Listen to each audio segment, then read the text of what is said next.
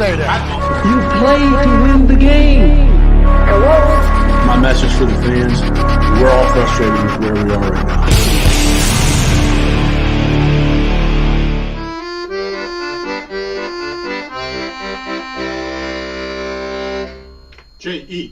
Jets, Jets. Yeah. What's happening, everybody?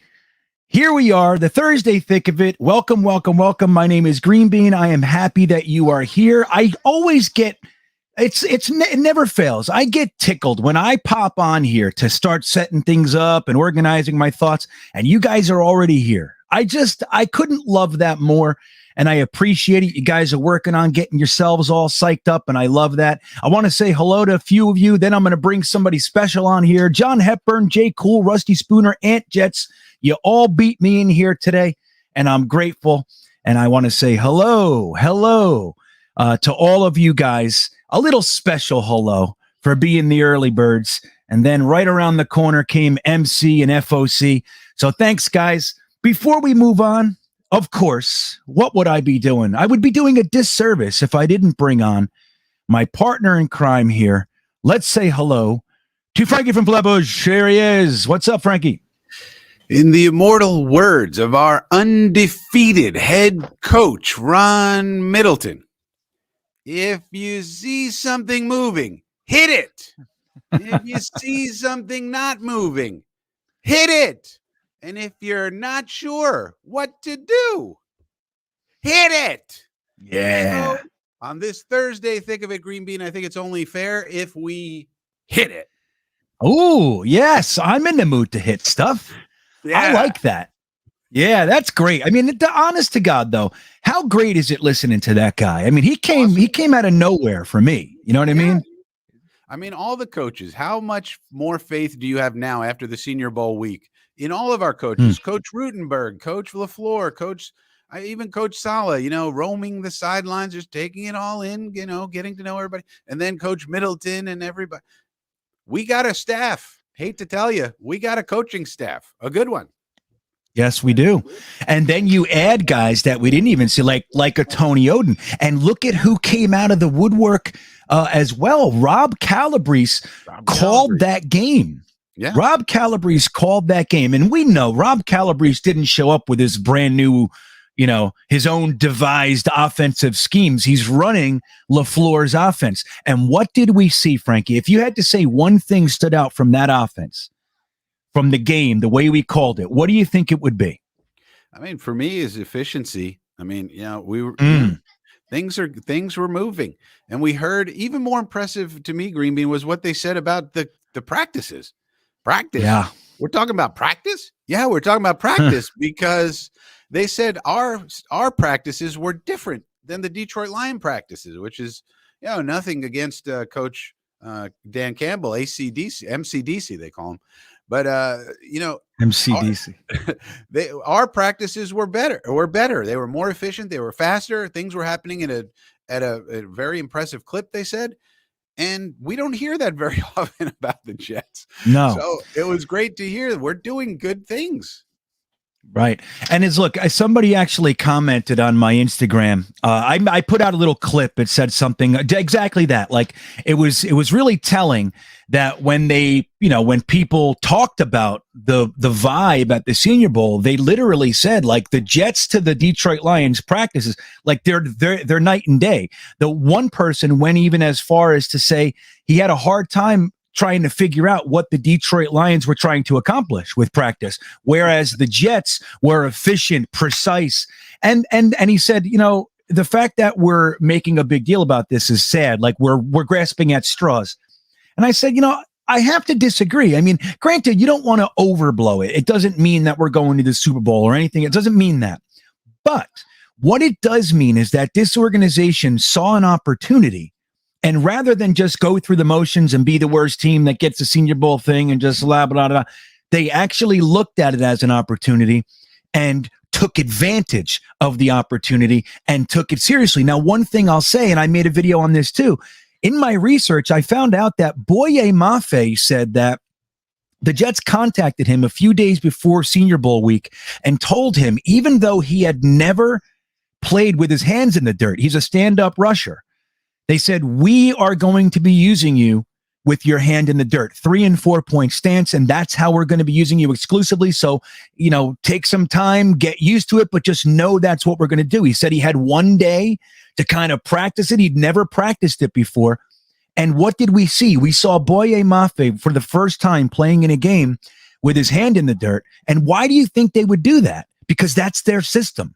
They don't have stand-up defensive. That's not what they're doing. They want their defensive ends in a 3-point stance, and in large part. And so they wanted to see, if we're going to look at this guy, we want to see what he looks like and what we would use him for. This is for us. This is not for ratings, or this is for us. And they did the same thing with Cole Strange. They put him in at center. They did the same thing with Zion Johnson. They used him at center. They overused Chad Muma and Brian Asamoah and Peter. Like these practices, like they didn't just go, hey, we're at the Senior Bowl, skiddly do. They say, if we're going to be here, Phil Savage is on the horn getting the players that we want on our team so we can look at them and control how they look. And then we're gonna take a serious, deep look at them to see what it is that we can get out of them, if we even should consider. And I think that is the difference. Like, Frankie, a long time ago, people undervalued the like how they run the draft. And a man came along and took it more seriously. Like, guys would just go, they just ran the draft to pick this guy, pick that guy. There was no analytics. There was none of that stuff. And Jimmy Johnson came in and beat the living shit out of everybody with the draft. He took absolute advantage of the Minnesota Vikings to such a degree that they had to make another deal later because he was getting too much of their first round picks, because he completely raped them, for lack of a better term. And then from that, and then he had the whole chart system. He started that. Nobody looked at it like that. And it's important that when you get opportunities, that you maximize opportunities. And the thing that stuck out to me is exactly what you're saying, is that the Jets went down there and they meant business. We're like, we're at the bottom, and we're going to take every opportunity we can to get an advantage. And they did just that. I mean, it's about the system. It's like I always say in my videos, we're building something here, detective. We're building it from scratch, and all the pieces matter.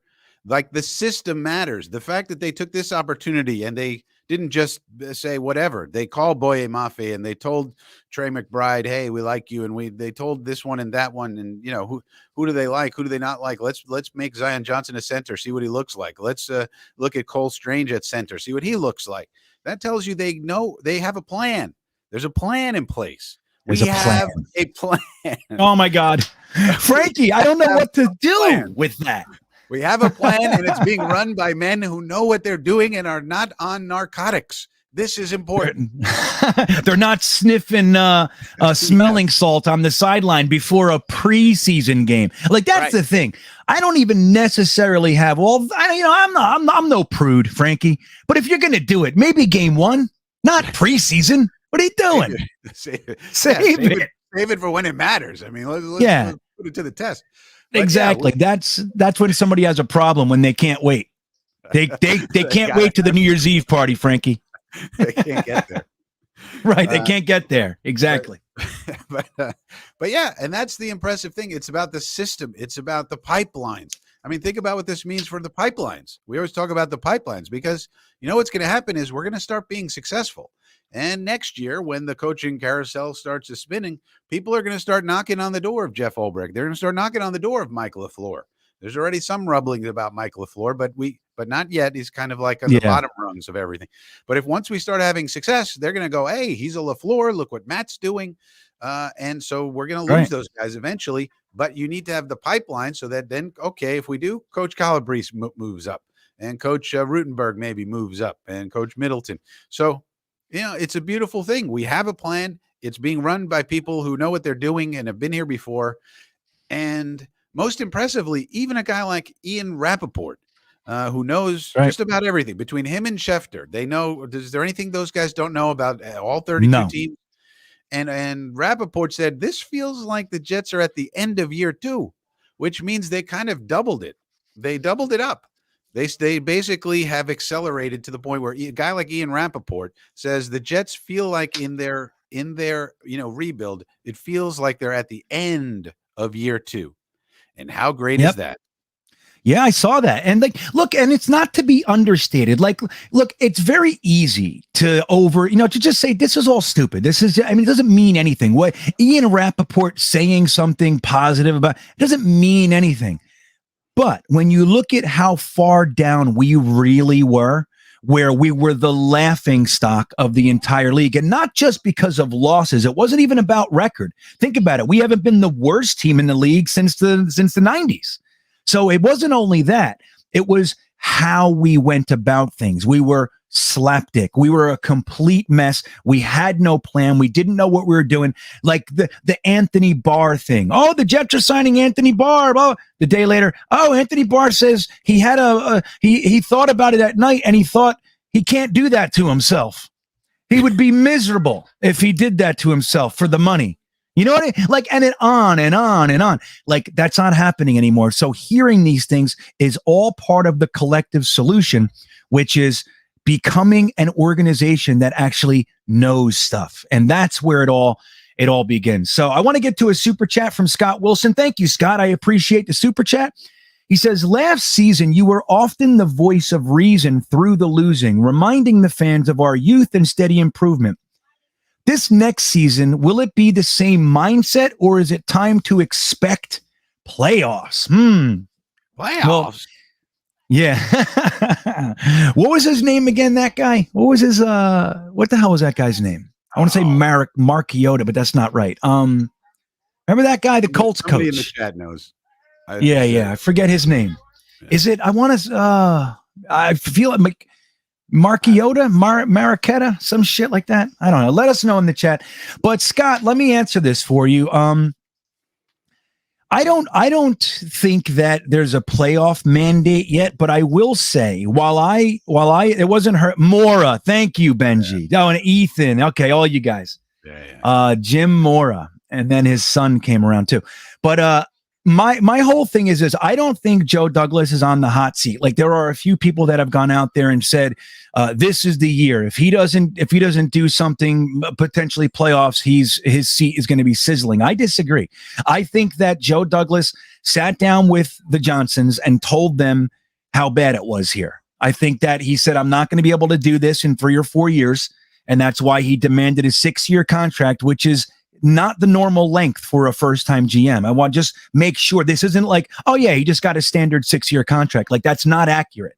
He had to come here and tear this place down, tore down all the way down to where the one guy that we thought was redeemable, Sam Darnold, he even had to get rid of him. So he had to start over from scratch. Year 3, really, if going by people's, when they say he's on year 3, if you look at that, I mean, he had to wait 2 years until he could get his own coach and own quarterback. So I think that we're looking at a situation where there has to be improvement. And there should be improvement. We should be looking at an 8-win floor-ish. That's what I think. But if we don't make the playoffs, a la the Miami Dolphins, let's say we win 10 games and don't make the playoffs. Let's say we win 9 games and don't make the playoffs. I don't think that's going to be too much of an issue. I think it's just about steady progress. Now, does that mean 2 more wins? Oh, we went up to 6. No, I don't think that we're going to be able to claim that as legitimate progress. It is, but I don't think that's what we're talking about. And by we, I mean all the people in my brain. So I think I'm going to definitely be looking for wins, Scott. Like, I'm not going to, believe me when I tell you, it's not easy to be that guy that you're talking about, this voice of reason person that that's not easy for me. I try. That's a struggle. That's an effort to be constructive, and I look at things from another angle. It doesn't come easy to me. I'm actually, if you ever watch me like during the draft on Ryan's channel with O'Leary and everybody, you see my initial reactions. I'm like, this is fucking bullshit. Like, that's how I am. Really, it takes me a while to get to, on second thought, let's look at this and this and this. But I'll do my best. But while I don't think he's on the hot seat, I am absolutely expecting improvement. And I think that this offseason is going to be very telling on where his expectations are. If Joe Douglas continues to spend minimally in free agency, I think that he's not concerned in the slightest. That will be my take. What do you think, Frankie? You can give your 2 cents on that one. I would say 2 things. One, toward the end of the year, we should look up, and on the television, we should see the words "in the hunt." You know how they do that? Oh, here's the teams that are in the hunt. Yeah. And we should be one of those teams. I want to see the Jets up there. I don't want to, it doesn't matter where, but can I see them on my television, please, where it says "in the hunt"? I want to be in the hunt. And then the other thing I'll just say is this. There's no other team in the league who's in the position that Joe Douglas has us in. What do you mean, Frankie? Well, we got 62 players signed. Well, so what? That's the second most number of players signed in the entire league. All right, big deal. Well, we got $48 million under the cap in cap space right now. And that's the 5th most in the entire league right now. Nobody has this combination. We also have 9 draft picks, of which many of them are premium draft picks. And in addition to that, we have our quarterback, head coach, coaching staff, and general manager in place. There's no team who can say they have that combination of factors in place right now. And coming off of the Mike McCagnon years, you would have to say Joe Douglas has done a miraculous job to get us in this position we are in today. So anybody who says Joe Douglas is in trouble really doesn't understand what he's done. Really. Right. When you look at all the, think about it. We were stuck with Jamal Adams, Marcus May, Sam Darnold, Tremaine Johnson, Le'Veon Bell, on and on and on. Henry Anderson. Yeah, Quincy Enunwa. That's where we were. He took that crop, that batch of shit, and turned it into 2 firsts, a second, 2 thirds, 2 fourths, 2 fifths. You know what I mean? All that stuff. So all this opportunity that we have, right now, we're talking about a top 4 and a top 10 pick. Last year we had the 2nd overall and then the 23rd pick, which we flipped for, I think it was pick 14. So all that is Joe Douglas. All of that. None of that transpired. We would just be sitting here hoping that one guy in the first could change what we had, which was Jamal Adams running his mouth back there. So yeah, I agree. I think Joe Douglas has done a fine job. Now let me get to, I saw something from Mark Riz, and I want to make sure that Jetnation at large hears this. It's very important. And this is what I talk about all the time with Boycott the Beat, Mark. So Mark asks, you hear Joe Namath today said Wilson is small. We need a tall quarterback like 6'6". Meanwhile, Joe is the same height, like 6'2". Now, yes, he said that, but he also said a whole bunch of other stuff that actually took time to find. Okay. Now there's people, I'm on all these Jets chats. And so I get stuff, maybe I don't have to search as much anymore these days. I just peruse the chats and somebody's talking about everything that's out there. Right. But let me read to you guys the other stuff that Joe Namath said that's not being put out there for us to consume quite as readily. He said, I like the way he moves. I like the way he moves, adjusts, and go from place to place. He seems to be under control mentally. I haven't seen him panic in a situation. When I say panic, I mean make wrong physical moves. He buys time nicely. His ability to throw everything, even on the move, is impressive. His feet are very good. He has reasonably quick feet, and they'll probably get quicker. He's got good footwork, and he's capable of throwing, whether he's running to his left, running to his right, running from the pocket, or running forward. We've seen that this season, and he hasn't been throwing into a crowd. Namath was impressed that Wilson, 22, was voted a captain by his teammates, saying it confirms what we've all been hearing about Zach and his leadership. So that is also what Namath said. Now, all we're seeing out there, Mark, and I'm not saying you, I'm just saying out there, all we're seeing is this stuff. Namath said, throws Zach under the bus and all these kinds of fucking headlines. But the truth is it was just a conversation. He likes some stuff and he doesn't like some stuff. And that's it. And he's allowed to feel that way. You know what I mean?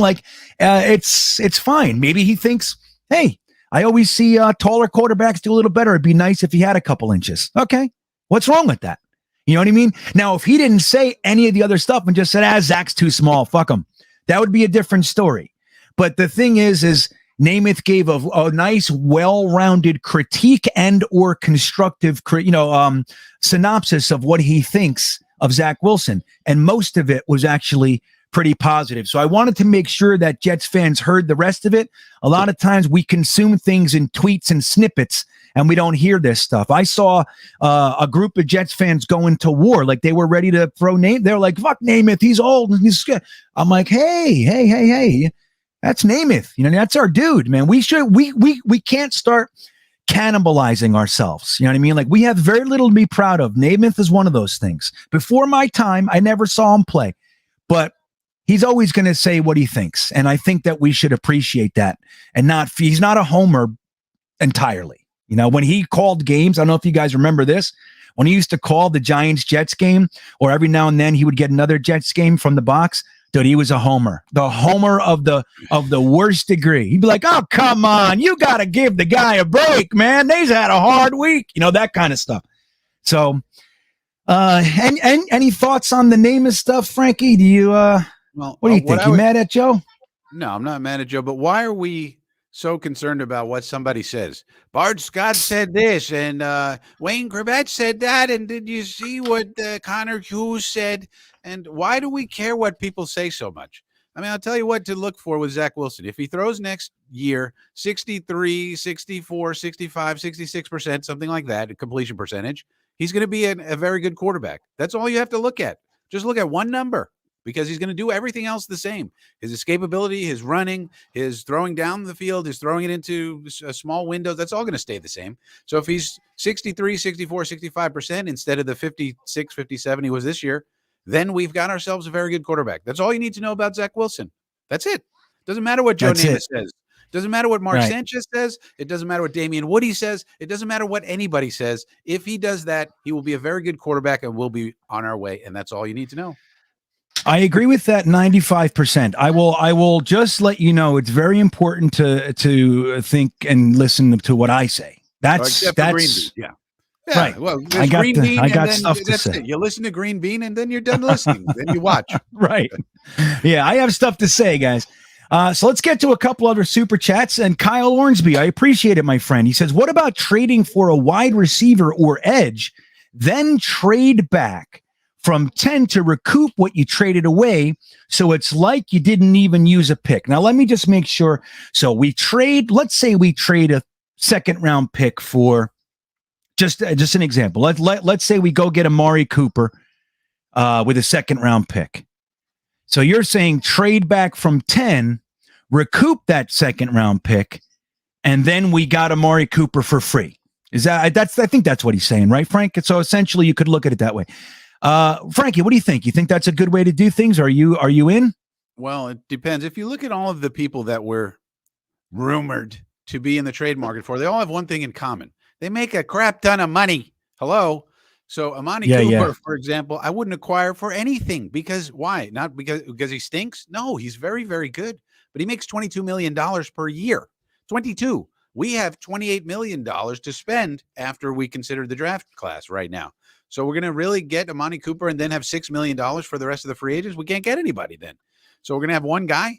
So no, just draft those people. That's one of the reasons Joe Douglas has said over and over and over and over and over again, we're building through the draft, because you kind of have to in this day and age of the NFL. If you want a high quality wide receiver, just take one at 10. Take Drake London if that's what you want. Take him. And then you have a young player for a low cost for 5 years instead of having an older player for a high cost for 3 years. Well, hey, there's logic there, I mean, look, there are two schools here. One is exactly what Frankie's saying, and that is what Joe Douglas has been telling us. Like, look, this team, we need to settle this organization down, man. This buying people and running around, and we need to settle it down. We need to take a hard look at who we are. We need to get rid of the fakers. We need to get rid of the people, even like on his scouting staff, the leaks. He got rid of them. He got rid of the trainer. He got rid of the doctor. Like, he got rid of everybody and started from scratch. He says, look, we're going to slow this down and build it the right way through the draft. And that's one way to do it. The other way is the Rams. Now, the Rams have they have thrown their first round picks around the league for what? For proven guys. So to teams like Detroit, who, hey man, they just, they need something. You know what I mean? Like they need to rebuild. Matt Stafford clearly isn't enough up there. They said, hey, listen, we'll give you 2 firsts. Take this contract off our books, and we'll take Stafford or whatever. And look, they're in the Super Bowl, so they haven't had a first round pick in what feels like forever. I mean, and they don't for another 3 or 4 years or whatever it might be. So that's another way to do it. But the thing is with the Jets is that we have proven that we don't know how to do it that way. Like we don't know how to, the guys we buy are only coming to the Jets because of the payday. That's it. Like we're never able to have that foundation in place that Sean McVay has been able to build to be able to go out there and buy the right guys, Von Miller, Matt Stafford, on and on. So, Ramsey, whoever it might be, those guys are playing their asses off for the Rams, where when we do it, it doesn't seem to go that way because the infrastructure is not here. So I think that Joe Douglas is doing it the right way. Now, if he does decide to trade, which I have openly said I'm a little bit hesitant to support. I don't love the idea of trading for a wide receiver, whether it's Calvin Ridley. That spooks me, man. Amari Cooper, that spooks me too. If you're going to take on that contract and give up a pick for it, like, I don't know. It just, as much as I like Cooper, I always have. I liked them coming out. I liked them on the Raiders. I thought they were silly to trade him, the whole thing. I just think it's, I don't know. It's like taking on $20 million contracts for guys, even though he's not 35 years old.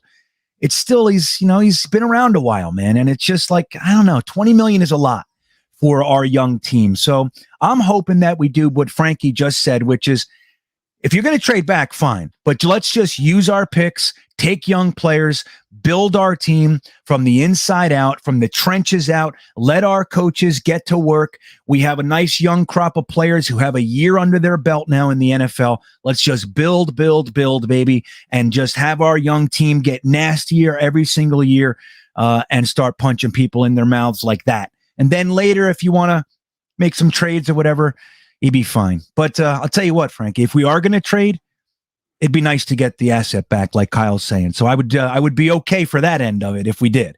So we got another one from Ms. Poet Joey Allen. Ms. Poet Joey Allen. All right. Well, thank you, Ms. Poet Joey Allen. I appreciate the orange super chat. I don't see that often, and I greatly appreciate it. Thoughts on Namath's comments today? Oh, okay. Interesting. I like him, but I don't know how long he's going to last. You'd like for a guy to be 6'6" or 6'7" back there in the pocket. School's still out on how Zach's going to do.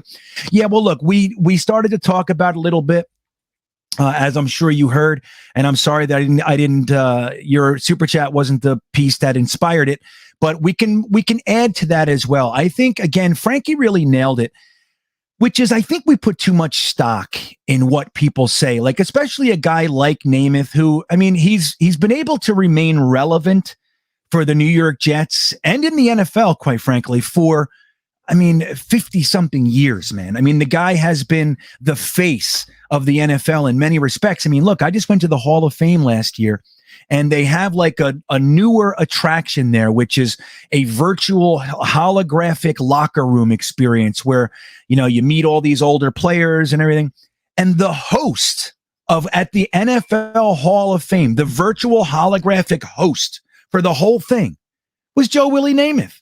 So, I mean, if he wasn't relevant, but only, in Queens, if he wasn't relevant outside of our bubble, they wouldn't have chosen him for that. So the guy's been able to stay relevant. And I think the way he does that is he's got like that way of keeping people interested in what he says. Now, again, did he throw Zach under the bus? If he only said that, I would say maybe. But I think when you look at the whole thing, he just gave a critique. Somebody asked him and he's honest. Hey, I'd like to see him maybe a little bit bigger. Other than that, he moves great. Can throw the ball anywhere, he's very intelligent, all those things. Everything else was positive.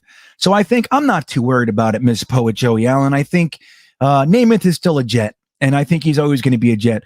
But look, he's another one. He's been here the whole time with us. I think he's a little tired of being asked questions about all these guys that end up being losers. I mean, he was asked the same questions about Browning Nagel, bro. You know what I mean? So, think about it. He's been, hey, what do you think? They're calling him Broadway Browning. What do you think of that? He's like, Broadway Brownie. Can we see the guy win some games first? But instead he's got to go, he's good, big and strong, blah, blah, blah, blah. He's got to do the whole thing in his Alabama drawl. So I don't know. I think let's cut Joe Willie a little bit of slack. Huh, Frankie? Let's cut Joe Willie some slack. He's the only quarterback in the NFL Hall of Fame with more interceptions than touchdowns. Let's just leave him alone. What do you think, Frank? Well, there's very few quarterbacks who are 6'7" or even 6'6". The tallest recent quarterback in NFL history, or in recent NFL, was a guy named Brock Osweiler at 6'8". So should we go get Brock Osweiler because he's tall? Well, it happens to be that he stinks. So no. And then you have Russell Wilson, who's 5'11". People who are the same height as Zach Wilson. How about these names? Aaron Rodgers, Dak Prescott, Andy Dalton, Teddy Bridgewater, Ryan Fitzpatrick. Those are some pretty good quarterbacks. Some of them are going to the Hall of Fame. Other people who are 6'3", Zach's in between 6'2" and 6'3". You got Matt Stafford, Derek Carr, Kirk Cousins. Those are some pretty good quarterbacks. None of them are 6'6". None of them are 6'7". The only guy who's above 6'7", Brock Osweiler, and it's hard to find anybody that tall. Trevor Lawrence is 6'6". He didn't do so great last year. He did about the same as Zach Wilson did, a little bit better, probably, you would say. And so, no, this is a pretty dumb comment. And why do we listen to Joe Namath, who's pretty much a geriatric old fool? Sorry, Joe. Right. He is doing commercials for some age appropriate stuff these days. I don't think it's diapers, but it's something like that. It's like a medical alert. Dude, it's Joe Willie. Like I don't know. Let's give him a little leniency. You know what I mean? Again, he said some good stuff about Zach as well. So C. Lamb says, I'm not watching the upcoming season if they draft a safety at 4. Frankie, do you have any positions that you would be so upset? Is there anybody that they take at 4 that you would feel like big mistake? Is there anybody on your radar that if they took at 4, you would be disappointed? Yeah, quarterback. Right. Yeah, there you go. That's about it. I mean, no.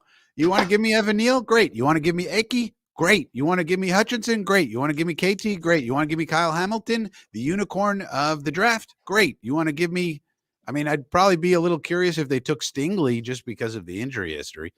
But even if they took Stingley, I'd be like, ooh, okay, that's going to be risky. But I'm not going to, what are you going to do? Not become I'm not a Jet fan anymore because we took Derek Stingley or Kyle Hamilton. Well, I don't know why you would do that. You support the team. Yeah.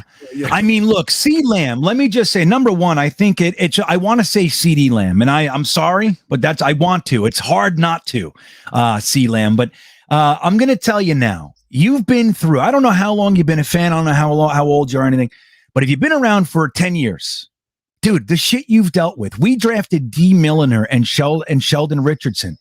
And we traded Darrelle Revis, got the number 9 overall pick and used it on a currently injured cornerback from Alabama. So if you dealt with that, you can deal with anybody that the Jets choose at 4. You're going to make it, man. Don't give up.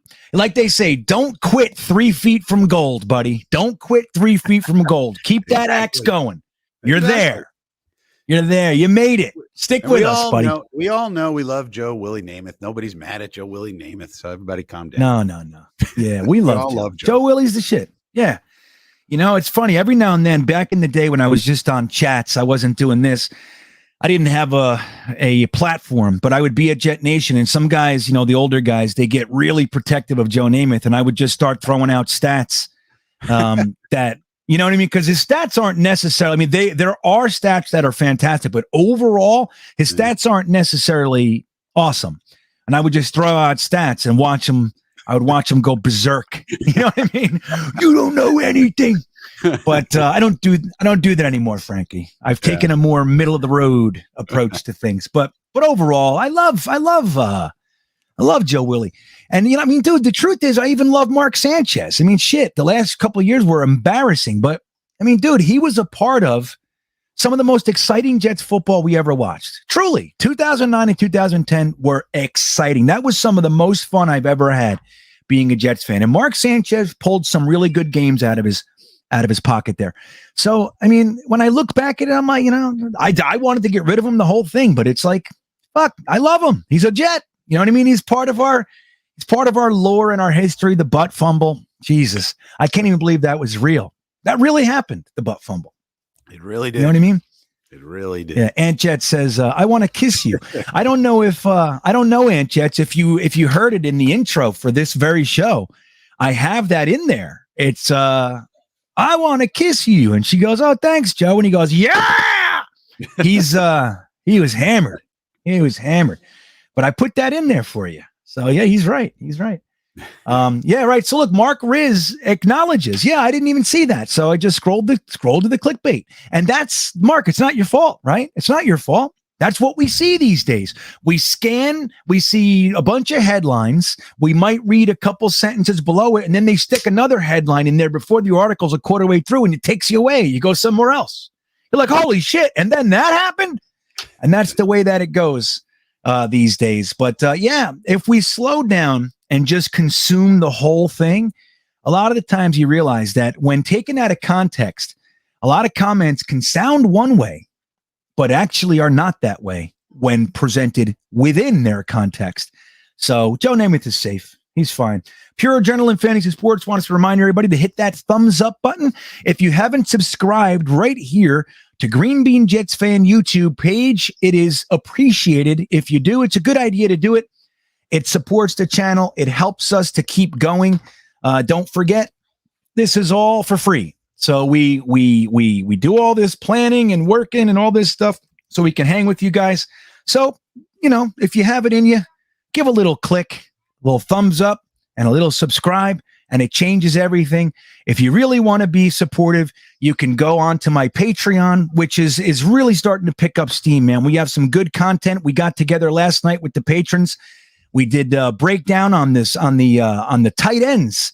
And it's a live interactive thing. We're all on the Zoom screen together, and Dom C goes over some stats, and we ask questions and all kinds of stuff. And you can get in on that every single week from tier 2 or 3. And then everybody in tier 1 gets the monthly classic game watch parties. We watched the Midnight Miracle last time. I think this month's game it's either going to be the Jaguars playoff game or the Jets Colts 2010 playoff game, where we beat Peyton Manning in his last game as a Colt. Mark Sanchez beat Peyton Manning and his last game as a Colt, then went into New England and beat Tom Brady, and then we lost. I can't believe it. I'm still upset by that, if I'm being honest. But anyway, you can get in that. The link is right in the description of this video. So like, subscribe, support me on Patreon. It's all greatly appreciated. And of course, you want to also go to Frankie from Flatbush and subscribe there. Frankie's got some of the best content out there. I like the Tuesday News Day. What a great thing to say. Tuesday News Day. I'm surprised nobody's done that before, Frankie. I was the first ever to think of it. Yeah. Seems that way to me. And it rhymes. That was perfect. Tuesday News Day on Frankie from Flatbush. So, Fast Car Ippolito 68 says we need to get rid of minutes. Wait, maybe he means Mims. I think you mean right. No sweat. It's Denzel. Yeah. Denzel. Why do we need to get rid of him? I tell you, let me say this. I'm going to say this right now. I'm really disappointed in Jets fans. I really am. Like, the kid is 23 years old. Has had 3 very productive years in college, had a productive rookie year for us, looked great. And he had 1 bad year. And we are literally treating him as if he stole our car. It's like, he's 23. The non-productive season is the outlier so far. Now, we don't know. He could be a failure moving on. That's fine. But the idea that he's hot garbage and never should have been drafted it's like, I don't understand it. I'm disappointed in us. Same thing how we turned on Becton. Like, dude, there was a thread on Twitter or Instagram. He put up something about like his wife and kids or something. He's having a kid. And all the comments from Jets fans are like, you shouldn't be doing that. You should be working. You should be trying to get your fat ass weight down. Like, I don't know. I feel like I'm disappointed. Like, why do we turn on our players so quickly? Becton looked like a stud for us. He had 1 year, he got rolled on, now he sucks. Now he's like, we got to use the 4 overall pick. on a replacement for him. And I don't know. I'm a little disappointed in us. I have to be honest. Like, why don't we give these guys a minute and let's see? Like, they could both be failures. We don't know. It wouldn't be the first time for us, right?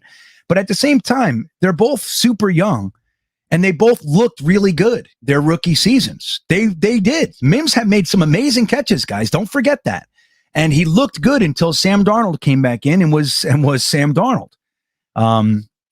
So I don't think we got to get rid of him, Fast Car Eddie. Fast Car Ippolito. I think let's give him a second. The Jets might be already have made the decision that they're going to move on, and that would be fine too. It's whatever the coaching staff and the GM want, right? At the same time, I think Mims's story isn't written yet. He's 23 years old. And again, the bad season is the outlier. So, and plus, I mean, what's the you don't know, Steve. Stephen T doesn't know if he didn't know the playbook. That is complete. That is completely fabricated. Completely fabricated. Plus, nobody. That never came out. Like, do we buy stocks when they're high and sell them when they're low? Is that the way to make money? Buy high, sell low. Is that what they say? That's what they say, Frankie. Buy high, sell low. Sell low. That's a good way to wind up in the gutter. So why are we going to sell Mims when he's at his lowest value of all time? Doesn't make sense. We might have to get rid of him. Maybe he won't show up. We don't know. I don't think it was an effort thing last year. I looked at the tape. He was getting open sometimes and we couldn't get him the ball. He was blocking, he was trying. Right. He just wasn't effective. So I personally don't believe it was an effort thing. And second, it makes no sense to get rid of him now. Maybe he just won't work out with Mims. Who knows? But to get rid of him now makes no sense at all because you can't get anything for him. He's a low cost guy with a lot of potential and a lot of talent. You might as well keep him around and see what you can make of him. That's my stance. That's my stance. Right. And let's say the coaching staff just doesn't like him. They didn't like him in their own interviews when their own draft analysis and breakdowns. They didn't like him as a player. They had a couple bugaboos and here they are stuck with him and they don't like him and they're never going to use him. It still doesn't make sense to get rid of him right now because of what Frankie just said. He's got no value. So you try to at least showcase him in the preseason. You try really hard to just remind people of his talent and then trade him. Maybe you get, a fourth, whatever it is, but just cutting him. It's right. That's right. Start him in the preseason, talk him up like he's the greatest thing of all time. Have Zach Wilson force him the ball in the preseason. Let everyone go, oh my God, Mims is amazing. And then you trade him because at that point, nobody's going to want to trade him. And then the Jet fans will be like, what's going on? Why are we trading Mims now? It's like, but that's how you Right. That's what'll happen too. That's what'll happen. Jeb Stewart says he had 23 catches in 2020. That's a productive year. Yes. When you just look at numbers, if that's all you're looking at, Jeb, and I have an idea that you might have just went back and scanned real quick and Google Denzel Mims stats, and that's fine. When you look at numbers, sure, it doesn't look like all that productive of a year, but the large concentration of those catches happened in about a 4 to 5 game period with mainly with Joe Flacco. When Sam Darnold came in, he was completely lost. When Mims he didn't play the first, I forget exactly, 7-8 games or something like that. Remember, that class didn't have a training camp. They didn't have a preseason. They didn't have anything. So he came in, he got a hammy injury. He was out the first half of the season, let's say, came in, looked fantastic for a few weeks. Sam came in, couldn't find him. There was numerous plays where Mims was running wide open, Sam staring at him, still didn't get him the ball, all that kind of stuff. And then don't forget the first quarter of this season, he looked fine. They gave him 3 reps, for game 1, 3 reps. He had a 40-yard reception. Then he was a healthy scratch for 2 weeks. He came in, he had 3 catches for 33 yards that week. The bad stuff started when Josh Johnson came in. And that was his first drop of the entire season. Like, it's a crazy thing. And I don't know what's going to happen with Mims, but the idea that he's a cancer and needs to be gutted or plucked, I seriously don't get it. I really don't. Again, even if the plan is to get rid of him, getting rid of him now makes 0 sense unless you had CeeDee Lamb on deck and you couldn't get him on your roster until you cut somebody. Yeah, okay, that makes sense. You know what I mean? Then there's logic to it. But don't forget, numbers aren't numbers alone. There's a story around numbers. And when you look at the story, I think that's the theme of the show, Frankie, context. Context, my friends. Joe Namath didn't just go out and say Zach Wilson sucks. Joe Namath gave an entire critique of Zach Wilson. What they did was take one sentence and put it out there for you to get mad at. When you look at Denzel Mims' stats in a petri dish, it looks like one thing. When you look at the whole thing, you go, oh, okay. So he looked fantastic his rookie year. While he looked good. I mean, he looked great. Just go back and watch it. I've watched it. I've watched every single play Denzel Mims has ever made. And he looks good. Again, if he's gone, he's gone. I don't give a shit. I mean, it is what it is. I just want this coaching staff to have their players. But come on. Eminon says it best. Haters gonna hate. Is that from a song, Frankie? I don't know. Haters gonna hate or something? Probably from lots of songs, lots of rap songs. Yeah, all right. So there's a super chat, Frankie. Jeremy says it's funny, so I can't wait to see what this is. Brian Scantleberry says, Denver radio is saying that JD and Salah are in a power struggle, and Robert Saleh wants to trade Zach for Russell Wilson. Thought you would get a kick out of this. Yeah, that's the stuff. So number one, Brian, thank you for the super chat. Number two, I mean, I don't even know what to fucking say. I mean, look, so far this offseason, we've heard that the Jets are like top 3 likely landing spots for Aaron Rodgers. We are the number 1 likely trading partner for Jimmy G. Now, Robert Saleh wants so badly to have Russell Wilson to trade however many picks you want for. He doesn't want the young quarterback that they drafted together. And he wants, they're in a power struggle. I mean, dude, have you ever seen a coach and GM for the New York Jets look so intertwined, like look so on the same page? Have you ever seen it, Frankie? I mean, do you think there's truth to this? Am I blind? Russell Wilson's 34 years old and has a $37 million cap hit next year. So we trade for him. Yeah, let's trade away our 22-year-old who's making $7 million and get a $37 million 34-year-old who, after we get him, we can't even sign our draft picks. Yeah, that sounds like a great way to run a football team. Yeah, sure. Yeah, I like it too.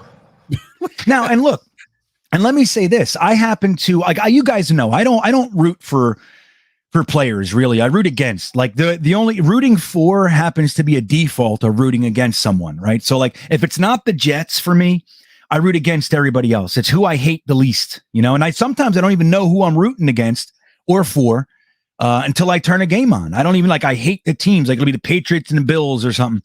And I turn it on and I don't even know who I want. And then I'll just find myself going, come on, like something like that. I'm like, all right, well, that's who I'm rooting for today. I don't know. But like when it comes down to players, even though I'm rooting against everybody, there are players that I like their talent. D-Hop is a good example. Like I couldn't like Hopkins from the Arizona Cardinals. I couldn't like him more. I loved Michael Thomas's game not too long ago. I loved Marshawn Lynch. Guys like that. Like there are guys that I love them. I love Derrick Henry, man. I love watching him play. I loved watching Quincy Williams knock him on his ass a couple times. That was really good for me. That's my kind of football. But Russell Wilson happens to be in that group. Like I think he's a delight to watch. A lot of over the years, I just find him. Absolutely, yeah. You know what I mean? I find him to be just fascinating to watch, and they haven't done him any favors, Frankie. You know what I mean? No. Like they haven't protected him. Yeah. So he's great. But great. like Frankie just said, 34 years old. He just spent his first few games injured in his whole career. It looks like it just might be the cracks in the dam that happens to everybody of age. So why would we want to give up all our assets? And if Robert Saleh does want that, and Robert Saleh is not the right guy, and he's looking for the quick fix, I don't see that here. But yeah, you're right. I did get a kick out of it. What's up, Frankie? Well, and if this would be something you would say about Adam Gase, okay, and Joe Douglas. If this had any scintilla of truth, Robert Saleh would be the dumbest guy in the world because guess what? Saleh would lose the struggle. If you think Joe Douglas blinks, Joe Douglas does not blink ever. Right. Okay, he does not. He gives you a salary offer and he sticks to it.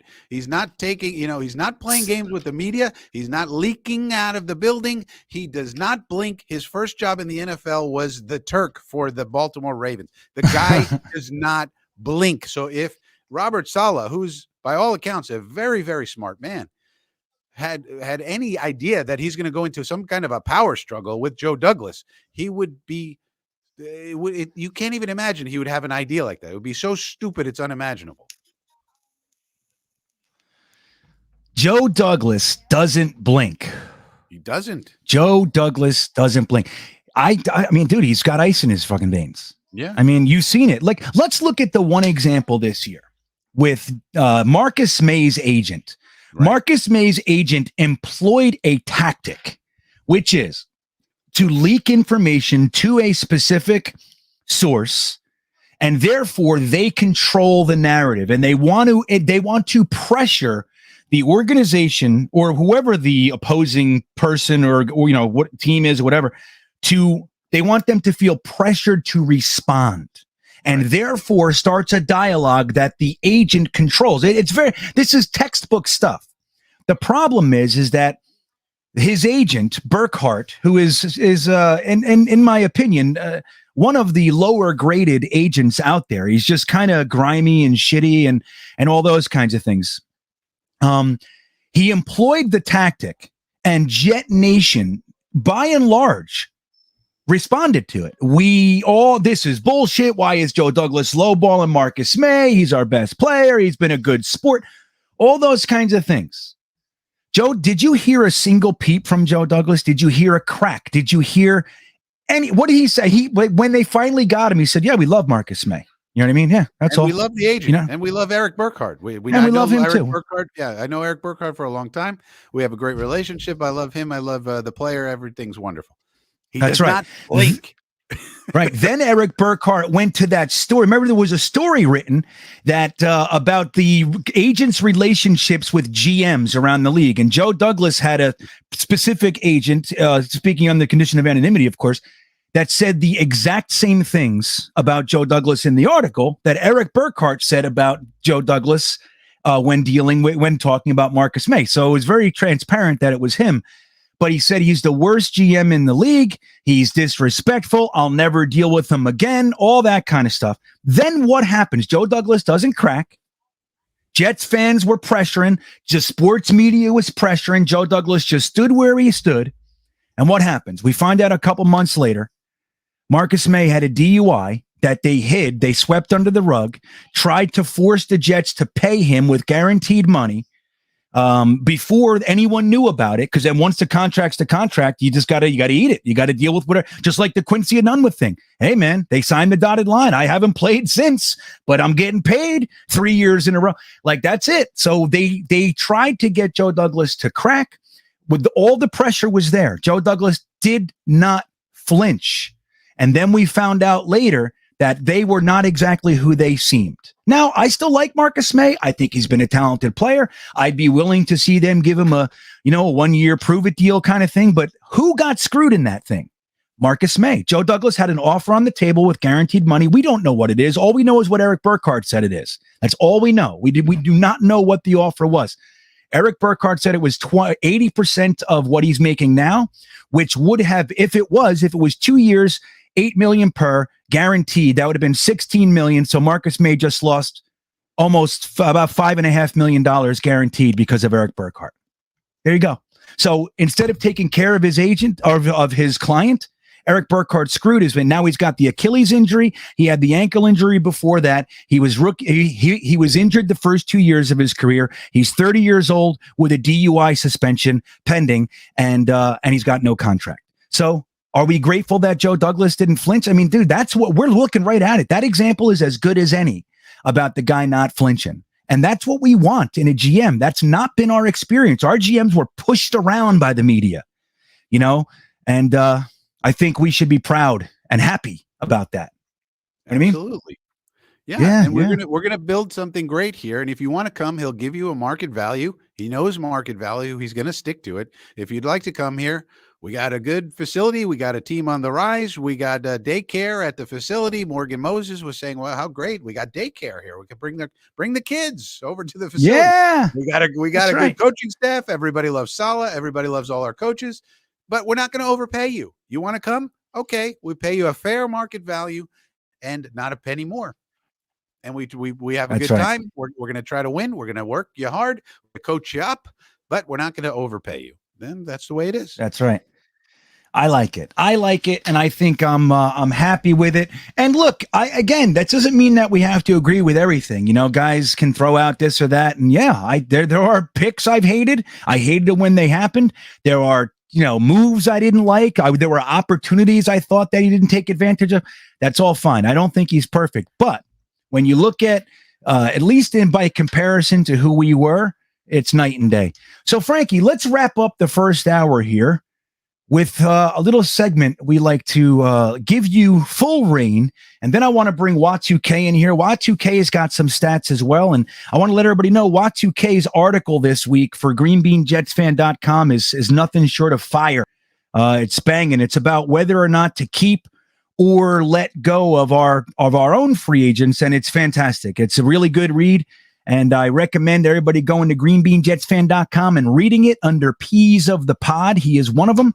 So we'll bring him on shortly. But first, I want to get this going. Let me get this comment off here. Hold on right there. And let's get started with a little segment that we like to call Frankie's Facts.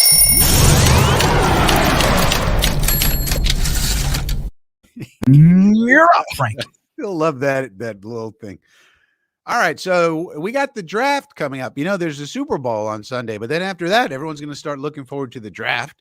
And we looked at all the free agents on my channel. I have all kinds of videos about the free agents. So then I started thinking about the draft, and I remembered this book, Greenbean, and you may be familiar with this. It's called "Take Your Eye Off the Ball" by Pat Kerwin. Great read. Great read. I recommend it to everybody. Highly recommend. And in here, he tells you how the teams actually put together their data on the players and, how they put things together. So they do basically two things. One, they look at the production of the player in a certain way, which we're going to go over right now. And they also look at the measurables from the combine, and they have something called an explosion number. And they combine these things and any red flags, strengths, weaknesses. Does the guy keep getting arrested? Things like that. And they throw it, and then they rank everybody. And that's how they come up with their rankings. So far right now, since the college season is over, we have the production numbers. That's what we have so far for these players. So for the front seven players, for down linemen and linebackers, we have a production ratio number that consists basically of three things. 1, sacks. 2, tackles for loss. And 3, games played. You add up the sacks and tackles for loss, divide by the games, and that gives you their production ratio. And you want that number to be above a 1.0. Okay. That being the case, I plugged in all the numbers for the top guys at the edge positions, linebacker, and down lineman. So for the edge of all the top guys, so Draft Tech's top, I think it's 10 or 12 edge players, who do we think is number one in terms of production for their whole college career? Lumped in together, the whole college career, as many years as they've played. Who do you think is number one in production ratio? I think it's Aiden Hutchinson. You might think that's what I think. You'd be wrong if you thought that. Well, then I don't. Well, we're getting it. And people who've watched my video already know this. So people who are subscribers of mine, like signing editor Braden Bethwaite, he's probably watched the video. He knows the answer is Kayvon Thibodeau, and it's 1.82, which is very good. Very good. Well, there's Braden's answer right there. He was first to chime in. It looks like he did, in fact, know this. He said Thibodeau, and we had a few others, follower of Christ, Mr. Magix, Rob V kind of had it. He gave us 2 answers, but I'll give it to him. So, and Nathan Colgrove also had it. Very interesting. So what does 1.82 mean exactly, Frankie? Well, you want it to be as high as possible, and 1.0 is very good. So if you're at 1.82, that's excellent. So basically this is telling us Kayvon Thibodeau had excellent production in his college career. So that's a big plus in his favor. So who do you think is number 2 on the list? Aiden Edge Hutchinson. You might think that. You'd be wrong. Oh, well, then I don't. Chat, who do you think's number 2? And people who've watched my video from today, don't chime in. So, and I know who you are. Yeah. Yeah. All right, let me take another guess. I'm gonna say, let's go with Jermaine Johnson. Incorrect. Boye Mafe. Incorrect. Karlaftis. Incorrect. Ojabo. Incorrect. This is bullshit. I don't like this game. Isn't this fascinating? But isn't it fascinating? All the top guys that you know and love, and we all know and love, not number 2. It's actually Cameron Thomas. Oh, I almost said him. With a 1.79, which is also excellent. Now that's amazing. So when you look at this list, one of the things it does, it focuses you, right? It goes, wait a minute, Cameron Thomas has been that productive? Now, there also is, like you were saying earlier, Greenbean, there's a lot of context. Cameron Thomas didn't exactly play in the SEC, So, you got to look at the tape. There's a lot you have to do. You can't just look at this. I'm not saying that just so everyone knows. I said this a million times in the video. You can't just look at this and think you know something, but it helps you to focus in. You might want to take a second or third look at Cameron Thomas and say, wow, that's amazing, because maybe I can get a Cameron Thomas in the second round, or something like that. But you also do want to look at the tape and see what's going on with his competition. Are they double teaming and triple teaming him? Things of that nature. So you got to watch the tape too. But I think this is really fascinating. Who do you think is number 3? Aiden Hutchinson. Incorrect. Right? Isn't that fascinating? Everyone loves Aiden Hutchinson, and he's not in the top 3 for production for his career. Interesting. Let's say, is it someone else I said? I forget who you said. I said a lot. Some people are saying it in the chat. Are they? Let me see. So we had Thomas. So is it Ojabo? It's David Ojabo, which is fascinating. Interesting. Isn't David Ojabo fascinating? 1.64. Now, he's played the fewest games out of everybody. And remember, he's a guy who came here from Nigeria. He got a late start on his, development, and still he's 3rd in production with 1.64. So there's a guy you might want to take a closer look at, because, wow, look at the production for a guy who's still in development and still hasn't reached his potential. Who do you think is 4th? All right, I'm sick of this. Aiden Hutchinson. Incorrect. Oh, come on. Now I'm just saying them because. All right, so it's not Aiden Hutchinson. Nope.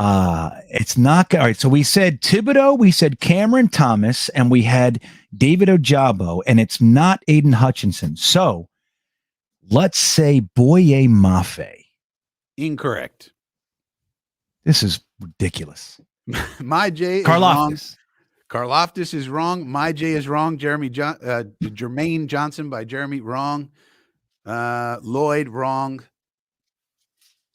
It is Arnold Ebiketie from Penn State with a 1.57. Really? So isn't this fascinating? When you just look at this list, you go, wow, who are these guys I got to focus in a little bit more on, isn't it? Because, Aiden Hutchinson is 11th on this list. 11th.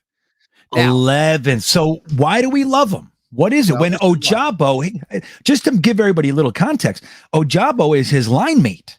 So Ojabo is number 3, was it? He was number 3.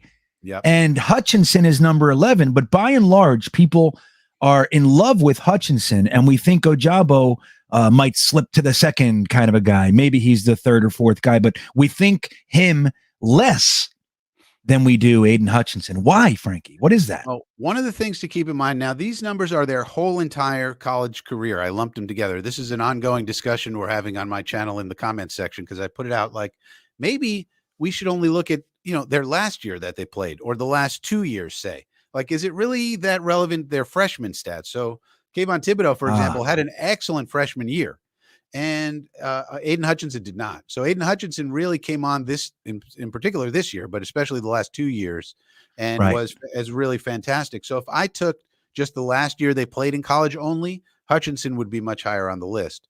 So I wonder what you think about that, Greenbean. Do you think I should redo this and maybe take only their last year, or perhaps their last 2 years that they played, and use those to get my production ratio number? Well, I don't know. My first inclination is to say yes, right? But I gotta say that one of the things that I like most, and I've said this numerous times, is I love when guys are 3 and 4 year starters. Like I love that about them. I love when you have a larger sample size rather than a guy who came on, his first year start and looked really great, and now he's a top 5 pick, like a Quinnen Williams, for example. Then there's guys like in this draft, Christian Harris, who has been starting for Alabama for since his freshman year. I think he's a junior, but so 3 straight years starting for Alabama. You can look at that guy, you know exactly what you're getting. So I don't know if we want to exclude that. I think when comparing one to the other, I think you got to have some sort of variable to be able to account for that, to say, maybe guys with 3, I don't know, but numbers confuse me anyway, Frankie. So there's that. now there's a lot of edge players. I mean, that being said, Hutchinson did have a 1.25, so he's still over 1.0. According to Kerwin, you want to be over 1.0 is your sort of 300 batting average, in baseball. So he's still good. I mean, and he played 36 games. So games played accounts a little bit for what you're talking about. So Ojabo, for example, like Hutchinson has 17 and a half sacks in 36 games. Ojabo has 11 sacks in 14 games. That's one of the reasons he's a lot higher.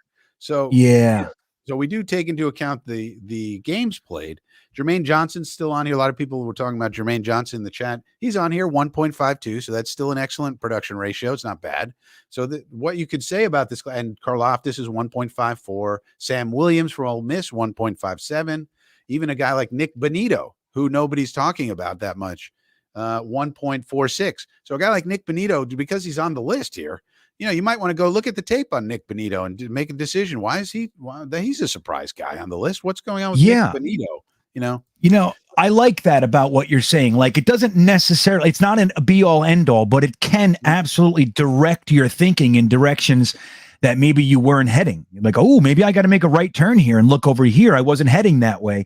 And that can be interesting. I'm really curious to see where Boye Mafe, who's he's among maybe 3 guys that are absolutely, without question, my flavors of the week. So where is Boye Mafe on that list? Is he on it?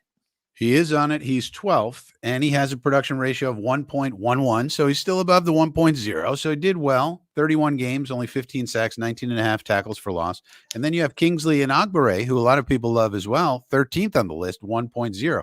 Now, interestingly, something else you'd want to look at in the opposite direction, Jay Sanders, who a lot of people do love out of Cincinnati, only 0.90 production ratio. So you might want to take a look and say, why is that happening? Now, you could say, well, because what could happen is you look at this and you go look at the tape and you say, well, every play they're triple teaming Jay Sanders. He's the only guy on the line that they're worried about. So of course his production's a little worse. So you do have to kind of look at the tape. You can never get away from watching film, but you might direct your attention. Guy like Logan Hall out of Houston. A lot of people are talking about him. 0.78 production ratio. That's not too good. So you might want to figure out what's going on with Logan Hall. Interesting. So Bismo Charisma, what's up, Biz? He has an idea. He says, why don't you do the average of each year to see if they are trending up or down? That's a nice idea. What do you think of that? That is interesting. It would take a lot of number crunching. I kind of want. I like how your face. You're like,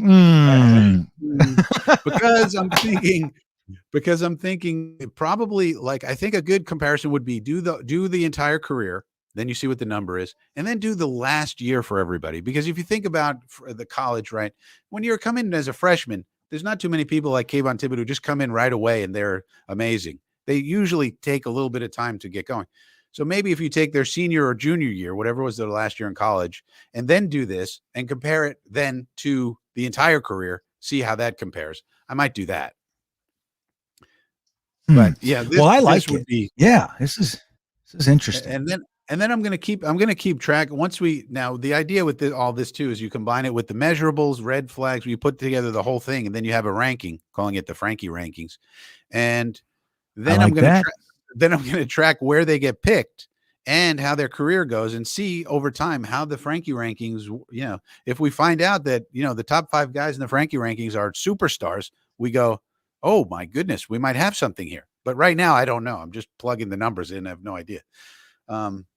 But I also have, I have linebacker, inside linebacker, outside linebacker, 1 tech, 3 techs, and 5 techs. I don't know if you want to go through all of that, but I do go through that in my video, and we can go over any of those that people want, or we could, stop here with the edge players. I don't know. I don't know. Well, you know what? And that's Frankie facts. Well, no, I'll tell you what. I think that's a good way to. I mean, look, guys, if you want to dig more into this, I mean, some people, it's like it sounds like you're reading a washer and dryer manual. And other people, it's fascinating. So, like, I'm fascinated by this, but the truth is, it's not an area of strength for me. Like, look, once we get into like layers of numbers, I start to lose it. I don't stay there. But I find this to be fascinating. But if you guys are interested in digging deeper into some of the other positions on the line, Frankie's got a video out. What's the video called, Frankie? Is it called Frankie's Facts? It's called Frankie's Rankings. Introducing Frankie's Rankings. I tried to come up with something catchy. I like it. And it's going to be my 4-part. It's going to be the 4-part way we evaluate the people coming into the draft. And it's going to then feed into like mock drafts and things like that. So this is going to inform, mock drafts and things like that. Guys I have higher, I'm going to take in the mock drafts and all that kind of stuff. So we'll see. But yeah. And that'll be interesting to see how it. Well, it's going to be really interesting. Like now having this compiled, and when you look at where the Jets ultimately do choose their players and who they choose at which spot and how they value everybody, you can be maybe even a bit more, accurate with your predicting, when people just say, no, the Jets are going to do this because of this.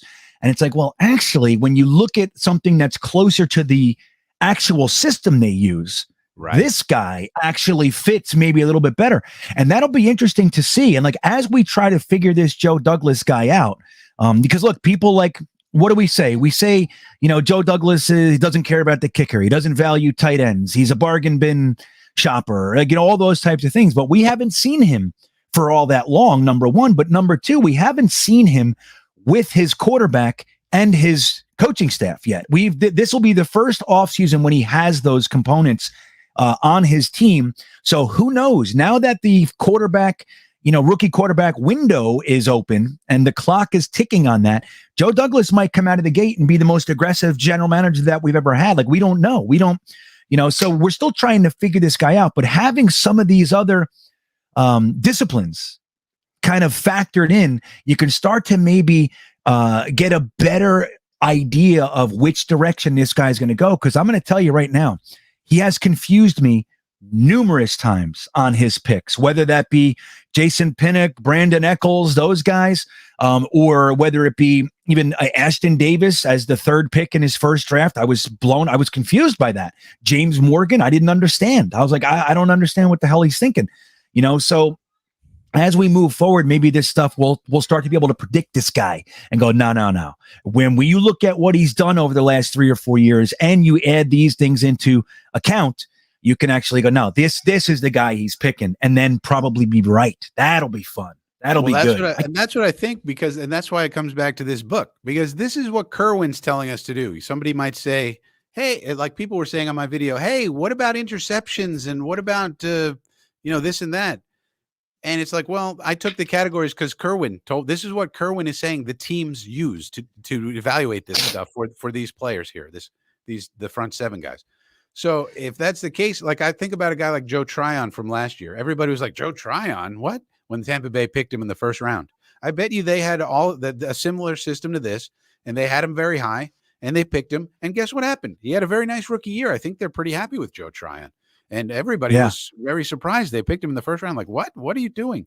But it worked out pretty well. And I bet you it's because they had a system like this that told them what it needed to tell them. So we'll keep track and see how it does over the seasons. Like everything that I do on the channel, the predictor bot, the Gurley phenomenon, the Revis coefficient, all the things I come up with, it's like, okay, let's try this and see how it does over time. We try it out, like the PFF rankings. In the beginning, I thought PFF was the Bible. What I learned over the course of the season, it's not the Bible, and it's not even close to the Bible. It's just a nice little thing to look at sometimes, but really it's not that great. And I learned that over time because we kept looking at the numbers, analyzing, and seeing how they look over time. And that's how you that's how you learn. That's what we're doing. So it's not the Bible; it's closer to the Booble. But let me ask you this: you like that? So where now? I'm gonna throw this out there for you. Connor McGovern has been rated a top 10 center by PFF. That's where a lot of the argument in support of him comes. With your view, is Connor McGovern, did he improve to the drastic degree that PFF said he did? And do you think that he's a good enough center to kind of build around, or are you looking to replace this guy? And then dovetail that with, do you think the Jets are behind the scenes looking to replace Connor McGovern? Where do you think it stands versus PFF's numbers? Well, that's an interesting point. So one of the things I do look at that PFF tracks, which is objective, which is the pass blocking efficiency grades. That's more objective. It's not a grade, really. It's a score. And it's just how many people that you were blocking did you let get by you and get close to the quarterback, basically. And quarterback hits, pressures, sacks. So it's much more objective. And McGovern did a good job according to that number. And again, that's objective. How many people that you were supposed to block got close to our quarterback, basically? And if the number is 0, you get 100% efficiency. So it's not somebody trying to figure out a grade and what you're supposed to do and all that. So they said that McGovern, that grade was very high for McGovern. It's in the 98% range. So that's just pass blocking. Now, there's nothing similar for run blocking, so that's still up in the air. So I think McGovern is at least average. I think that's how you'd have to look at it. And he's probably around top 10. I mean, that's generally what we thought we were getting when we acquired him. So I think he's fine. Could you improve on him? Sure. But he's 28, 29 years old. I'd give him a few year contract extension, lower his AAV to help us out with the cap. And I would, try to improve elsewhere. We got a big fat hole in right guard, for example. We got to look at that. And also George Fant is on the last year of his deal. What are we going to do with him? So we got to come up with a long-term plan with the other tackle, assuming Becton can come back and be effective. So I think McGovern's fine as far as I can tell. He's pretty. I mean, he's not horrible, and then you could do a lot worse than McGovern. So, I'd stick with him just because we got all the. But you got to keep. I mean, the offensive line is never done. And offensive line is one of my favorite position groups. It's so important. You're never done. That's why a thing like what they did with Zion Johnson and Cole Strange at the Senior Bowl is so important. Look what they did. They took guys and put them at center and tried them out and said, hey, how are you going to do here? And why is that? Well, if they took Zion Johnson to be the starting right guard, let's say we strike out in free agency, we need a starting right guard, we take Zion Johnson, and then we have someone backing him up. We sign a backup guy. Well, what if McGovern gets hurt? Somebody's got to play center, and you don't want it to be Dan Feeney, like we had last year. So yeah, Dan Feeney's better at center than he is at guard, but still, ask Wat2K. Right. Wat2K. We'll ask him when he comes on. He's a huge Feeney fan. It's one of his favorite Jets, I think. But listen, now we're talking about PFF. I want to show you guys. This was recorded, I don't know, a year ago, and I'm going to let you guys see what I was telling people about PFF in 2020. I think this was recorded. So here, take a second and view this one. Here's what I want to say about Pro Football Focus. Shut up already. Do your numbers, okay? Do your numbers. Tell us what your PFF score for the backup offensive lineman on the Los Angeles or Las Vegas Raiders is, so we can argue about it with our friends, and shut up with everything else because you guys don't know what you're talking about. That's my thoughts on PFF. Shut your face already. Nobody cares. You're dumb. Either get your house in order and be consistent with your writing, or just stop it. So that's that.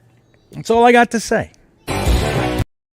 So there you go, Frankie. I'm relatively consistent. But what's interesting is that what you said there. What you said there was interesting. It's like stick to the numbers, and because sometimes then they put out these clickbait articles on top of that. Right. It's like that's what I was talking about specifically. Yeah, right. Yeah. It's like just do your numbers. Give us the and the other thing I always say is, can somebody compete with PFF? Everyone wants to say PFF is trash, and I don't think they're trash, but I don't think they're very good either.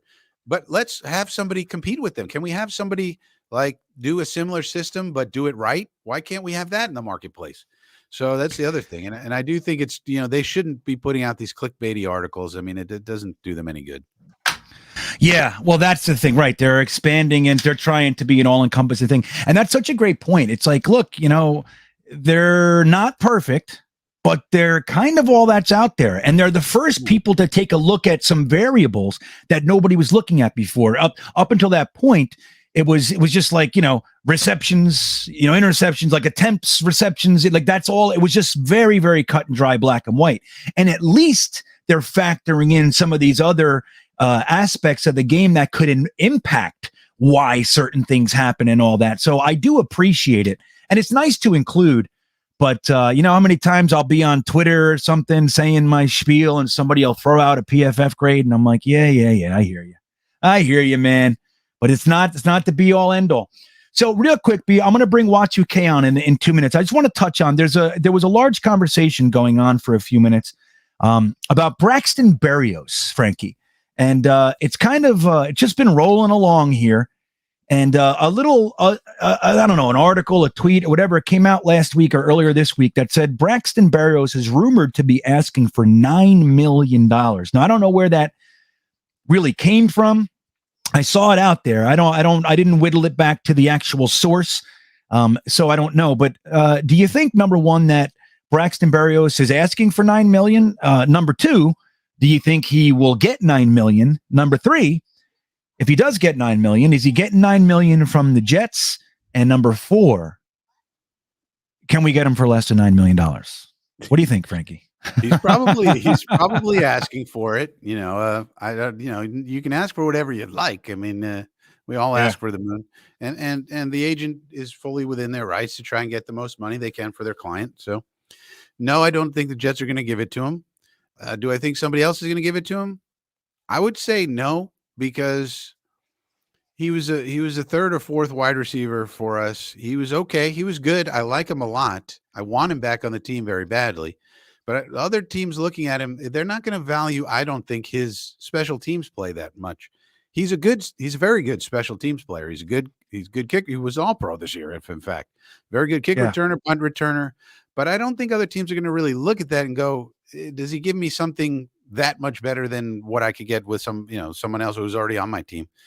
So he's an interesting case. He's going to try to get over market, I think, because of the Pro Bowl nod, and he was a Pro Bowl special teamer. Can't take it away from him. Yeah, all pro. All pro. Right. All pro. Right. So he's going to try to milk that. So I don't think Joe's going to give him a 9. I think his max with Joe is probably 7.5, maybe 8, 6. I would like to get him for about 6.5, 7, maybe. And the reason is not that we want to screw over Braxton Berrios. We want him back here, but we only have so much money after our draft class right now. We'd have about 28 million. So we got a lot of holes to fill. So I want to spread that money out a little bit amongst different players. I don't want to overpay for Braxton. I would like Braxton back for about 6.5, maybe 7, if I can give him like a.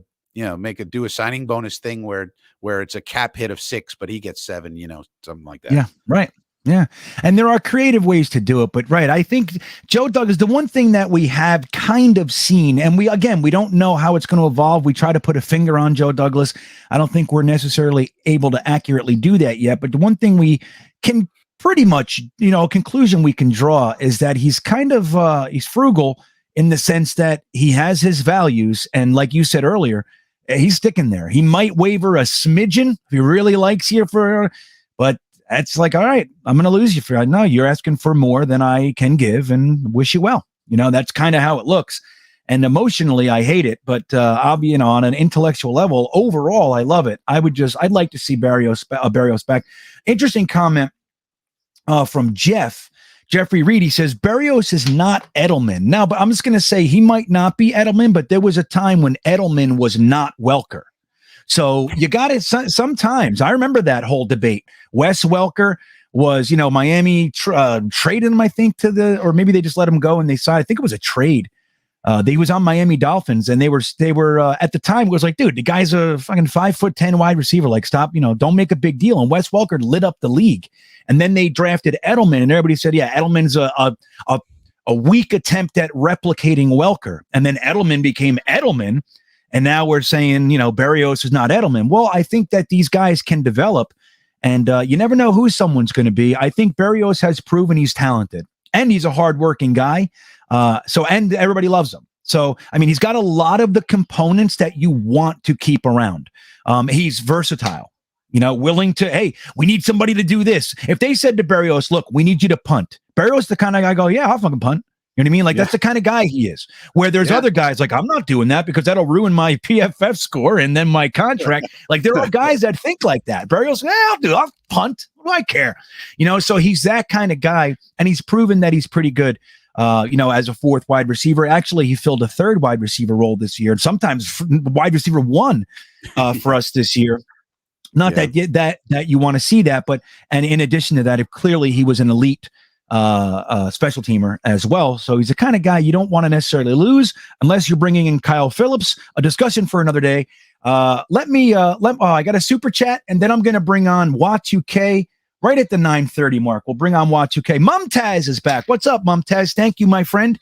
I appreciate the super chat. He says, Ron Middleton said about McBride after the Senior Bowl, he won't run away from anybody, but will make his play in the middle for sure. I think we have to look elsewhere now. PFF ranks Isaiah Likely much higher. Did he say that? No, he didn't say that. Hey, he won't run away from anybody, but will make his play in the middle for sure. No, then Mumtaz is saying, I think we have to look elsewhere now. So let me see if I understand this. Frankie, correct me if I'm wrong. Is he saying that this is Ron Middleton's statement, and then he gives us his own thoughts, and then says PFF has Isaiah Likely ranked higher and wants our thoughts? Is that what I'm gathering? Are you gathering the symbol? Yeah. Okay. Yeah, I'm known as intelligent in certain circles. In other circles, I'm known as the dumb guy. So it's just, somewhere in the middle. So sometimes I get it, sometimes I don't. So let me say this, Mumtaz. I think that the Jet coaches and the Jet staff are intelligent, and they know not to show their hand. I think when they speak about a player, they'll be relatively honest while not showing anything. So like Ron Middleton also said about Trey McBride, it's not going to be pretty. It's just doggone meat and potatoes. So meat and potatoes is probably Ron Middleton's favorite meal. So I just want to say that, you know what I mean? He looks like a meat and potatoes guy. So when you talk about meat and potatoes, well, it's like, look, when you scoop out beef stew and put it in a bowl, it's just beef stew. But guess what? Beef stew is one of the best damn things out there, unless you're a vegetarian, of course. But it's like, it's nothing special, but it's badass. And I think that the guy that the Jets are looking for is going to be similar to what Kittle offers. Maybe not the same, but the guy that can actually block in line, help with defensive ends, can get to the second level, block out there, can find the seams, and when you throw the ball to him, is likely to actually catch it. And then even some yards after the catch, Trey McBride does all that. So I think that they probably like him. Now, Isaiah Likely he's probably ranked much higher with PFF because he is a better pure receiver. He's a better receiver than Trey McBride. The problem is Isaiah Likely is known to be not necessarily a strong blocker. So, and Isaiah Likely is, correct me if I'm wrong, he comes from Coastal Carolina. Is that accurate, right? So yep. Isaiah Likely is what we call a big fish in a small pond right now. So numerically, just like Frankie talked about earlier when he was doing the stats with the ends, you got to look at the context. So Isaiah Likely's lighting up the games that he's playing, but the games that he's playing are not necessarily against the talent that other guys are playing against. So there's more than likely going to be that adjustment period, that learning curve, more than likely, more than Isaiah Likely. And we said this last night. And hold on, Frank. We said this last night in the Patreon group. We probably can call him Isaiah Unlikely when talking about the Jets, but he's a very talented kid. I don't think anybody's going to take that away from him. But I would say Trey McBride probably fits the mold of what they're looking for a little bit more than Isaiah Likely. I would just add Isaiah Likely he's a fantastic pass catcher. There's no doubt about it. Coastal Carolina had a run and gun, lighted up offense where they were just throwing bombs left and right. And he did very well. So I think he's an interesting prospect. But if you look at Bleacher Report's rankings, which are brand new, for example, they interestingly, Greenbean, you might like to hear this. I don't know if you saw them. And the person who does the tight ends is Brandon Thorne, who I respect a lot. He has McBride 1 and Jeremy Ruckert number 2. Isn't that interesting? That is interesting. That is interesting. So we're going to need, tight ends. I see people talking about tight ends. I personally would sign 1 and draft 2. That would be my philosophy on tight ends this year. And you either reduce Griffin's salary, cut him, whatever, but we need to improve that room big time this year. Yeah. Big time. I agree. I think, look, here's what, and this is what I was kind of fishing for earlier when I asked about the Senior Bowl. When you look at the Senior Bowl, not that your answer wasn't right, and I agreed, but I was heading in this direction and I never got there. But one of the things that you can look at with the Senior Bowl is that, again, we were running our offense. So Rob Calabrese was running Mike LaFleur's offense, and we happened to see something, which was a tight end and running back heavy offense. 2 of the 3 touchdowns that we got that day were to the tight ends. The other one was to the running back. There was another touchdown that was called back because of a penalty, and then the field goal kicker missed the kick, Mevis, so nothing happened, but they drove all the way down utilizing the tight ends and the running backs, and then Rashad White ran in the end zone and they called it back. But so theoretically, the other 2 touchdowns are running backs. That's what our offense is supposed to look like. What you saw in the Senior Bowl. We had the personnel to implement our offense with the tight ends and the running backs, and you saw it. That's what it was supposed to look like, and it was efficient. It was beautiful. The guys were schemed open. It was really something to behold. And again, I think that when you see this kind of an opportunity with the tight ends that are both available in free agency and in the draft, this is the year to do it. And I think that's why we haven't seen much commitment to the tight end position, because they knew this was the year to do it. Yeah, right, Douglas, Frankie. Jets Forever has it in the chat. It's 4 tight ends: Schultz, McBride, Yeboah, and then Ferguson, Rucker, Dulcich, Turner. That's it. Because you can create so many mismatches with these guys. That's the thing. You want this. I mean, the beautiful thing about what you're saying, Greenbean, is that it's so amazing to think about how many mismatches we could create if we had the players to do it. Was trying to get by with Ryan Griffin and Tyler Croft. I mean, these guys are just not good enough. And these dudes here can block. You need them to block, and then you need them to catch. And if you have that, it's such an advantage for your team. So this is what I dream about right here. This is be so good. Yeah, and yeah, man. And look, Luke from Play Like a Jet, I'll give him a plug. We had him on here maybe a month or 2 ago. We're going to have him on again relatively soon. But Luke breaks down film from Play Like a Jet. And let me tell you, he did a Trey McBride, and there was a play that he chose to break down where Trey McBride was in line on the right side and cracked down on the defensive end. And dude, not only did he effectively block him, he drove the guy to the other side of the line and then drove him into the dirt. This is a 260, 270 pound defensive end. He took the guy and drove him into the dirt, pushed him across the line. And that's the kind of blocking that you want. You want imposing. You want guys to know, not just get in their way. I mean, if that's all you can do, fine. But when you have the choice, you want guys that are letting guys know, if you don't see me coming, I'm going to clean your clock. You'd better be aware. You'd better be on your toes, because we're going to knock the shit out of you. And that's what I think the Jets want to do. And that makes me very, very happy. So let's bring Wa2K on. Wa2K has some good info. And don't forget, Wa2K has our trivia. We got the answer last week, so he's 3-1 with stumping us. Let me get this comment off. And let's say hello to our boy, the president of the Virginia Jets fan club, Wa2K99. What's up, Wa2K? How you doing, Sugar Plums? Stellar. Made some barbacoa tacos in the slow cooker all day after getting home from work about 8 o'clock at night. So I am feeling wonderful.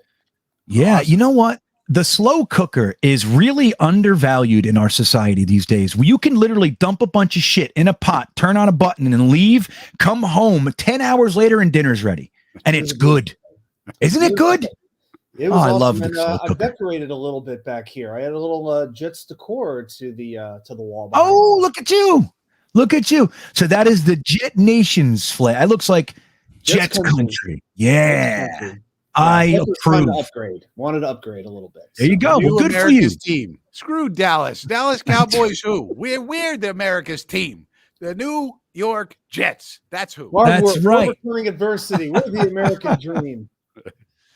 That would be, yeah, I love it. The Jets are the real America's team. Why? Because we said so. That's why. Why is Dallas? Because they said so. That's all it was. Yeah, you'll Bullshit. see in the next 20 years. You'll see. That's how. You'll see. It's coming. And You know, because when- these legs are available for every team in the league, this is the only one that really counts. That's right. That's right. That other stuff's baloney. But Ronald Reagan, when he was president, I was a young tyke when Ronald Reagan was president. And I remember Dallas was playing the then Washington Redskins. And Ronald Reagan did a little intro. And he said, I think if we're really talking serious, this is America's team. Like they're in the nations, like they're here.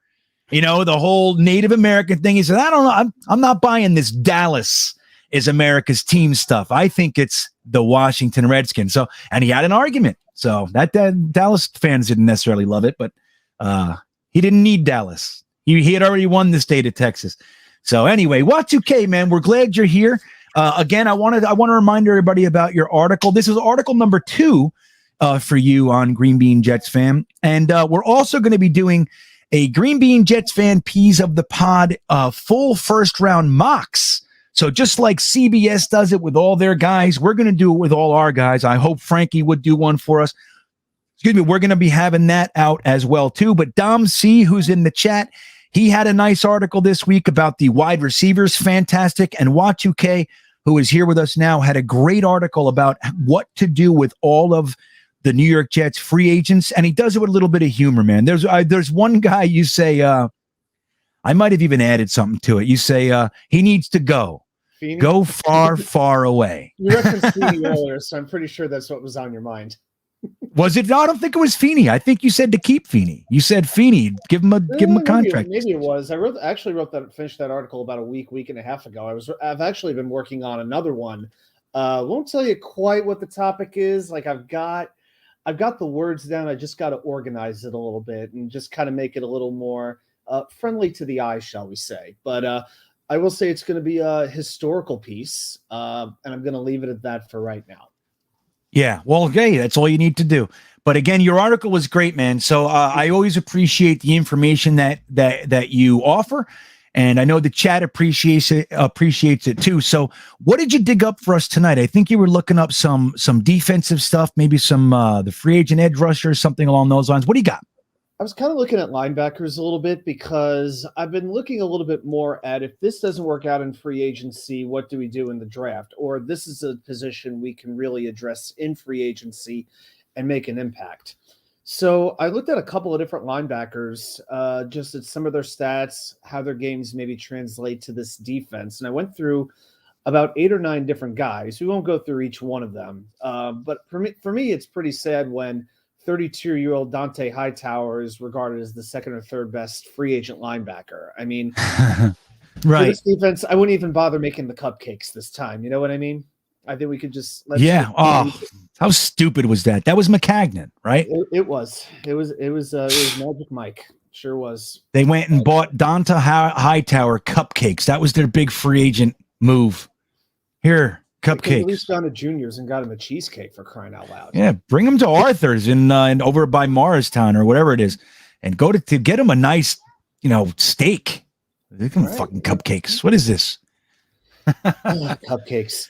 But I wanted to look at a couple of linebackers and just see who might be an interesting fit.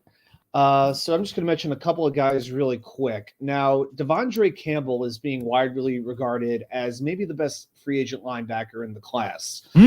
He signed a 1-year deal with Green Bay, and it was really his 1 year where he was a standout linebacker. The football stats website, who we cannot mention by name, has him as the second ranked linebacker. Yeah, nice. But 146 tackles is really nothing to sneeze at. But what I like is that Jeff Ulbrich coached him for 4 years when he was in Atlanta before he came to Green Bay. So I wonder if Jeff Ulbrich is having a little conversation saying, hey, Joe, if Devondre gets loose, I want that guy. And so at 28 years old, it's interesting, but I kind of see a little bit of Demario Davis in him, not only with his skill set, but in his career trajectory. It really took Demario some time to really get his footing under him to where he became the player that he is now. And maybe Campbell is that guy, or he could be a one-year trap. So that's one guy I looked at. Interesting, Campbell. So in the chat, I want to hear the guys that Y2K mentions. Let us know if you're interested or not interested. Remember, Edward Stewart said we're not the laughingstock after this offseason, so we got to make sure this offseason is good. So let's see if you guys like or don't like some of the options that he's presenting. All right, so I'm going to throw in a couple more here. Anthony Walker Jr., and I'm going to give credit to Matt O'Leary for pointing him out. Plays with Cleveland. He has 100 tackles in 3 of his 4 full seasons. Great acceleration, excellent range. We all know how badly we need speed at linebacker, and he is that hard, aggressive tackler that Coach Saleh salivates over. The one thing he doesn't really do is shed blocks really well. Like if you're going to sign Anthony Walker, you want to make sure you've got that defensive front stout and ready to go so that he has that open space to make those tackles. But at 26 years old, he only made $3 million this year. This is a guy you can get pretty cheap. If we want to save some money somewhere, if we sign a Dalton Schultz or a Marcus Williams or a Jesse Bates, this could be a way to really upgrade linebacker in the free agent market. So if you offer him $5 million a year, something like that, I would do maybe 2 years, $10 million, guarantee $6 to $7 million. I would be on board for that. Well, how old did you say he was? 26. Yeah, he's a good 26. target.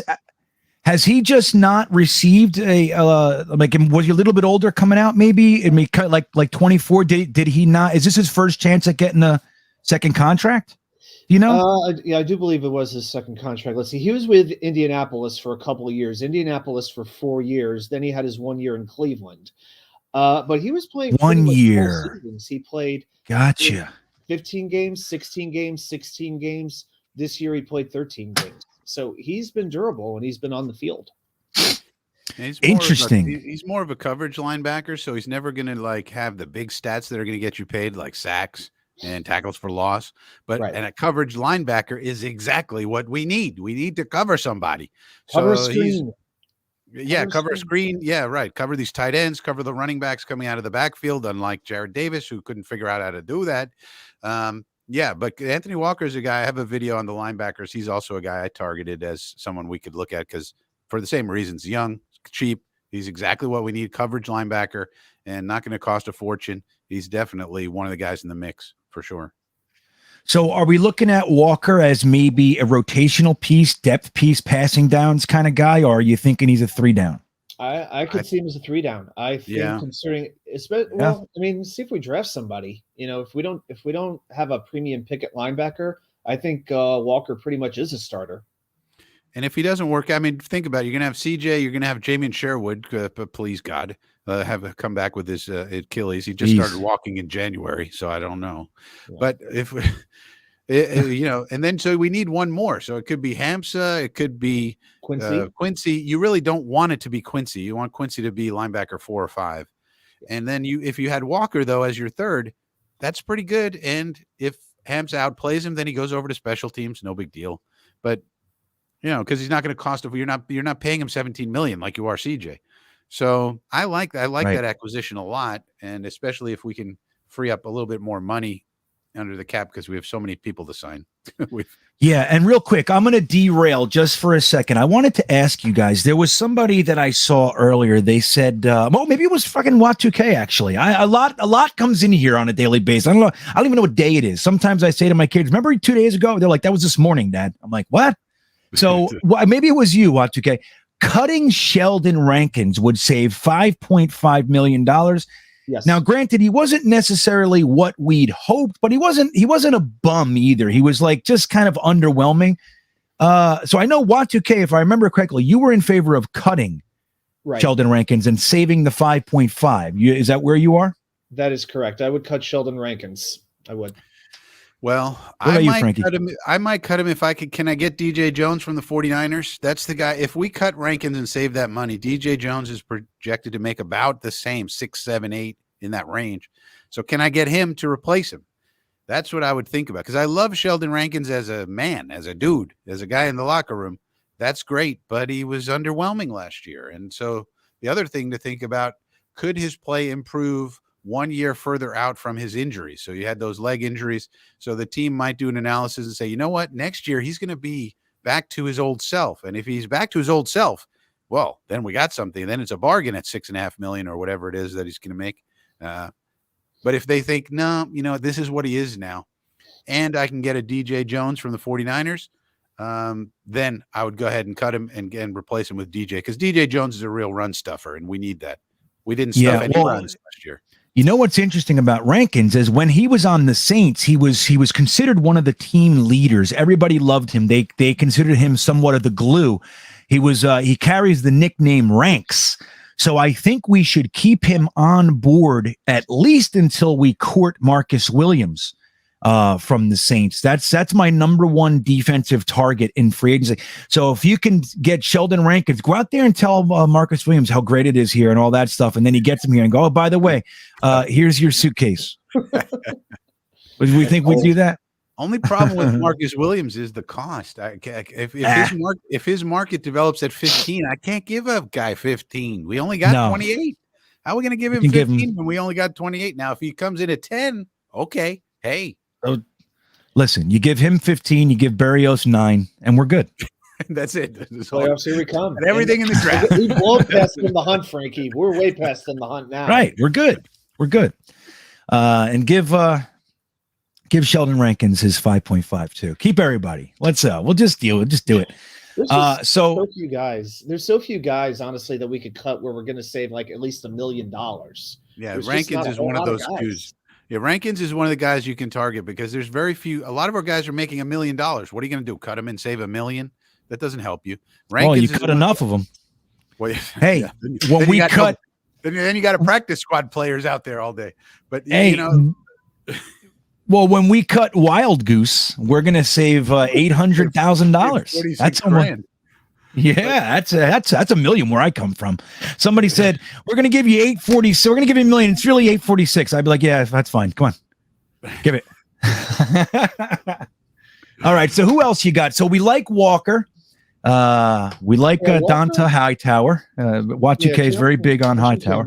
I'm going to mention. I've got. Well, at least one other guy, but I've got two other guys, so I'm going to kind of link together, and you'll see why. But I think the name that's getting the most attention is Foye Oluokun, and I made sure to watch a video, so I made sure I was pronouncing his name correctly.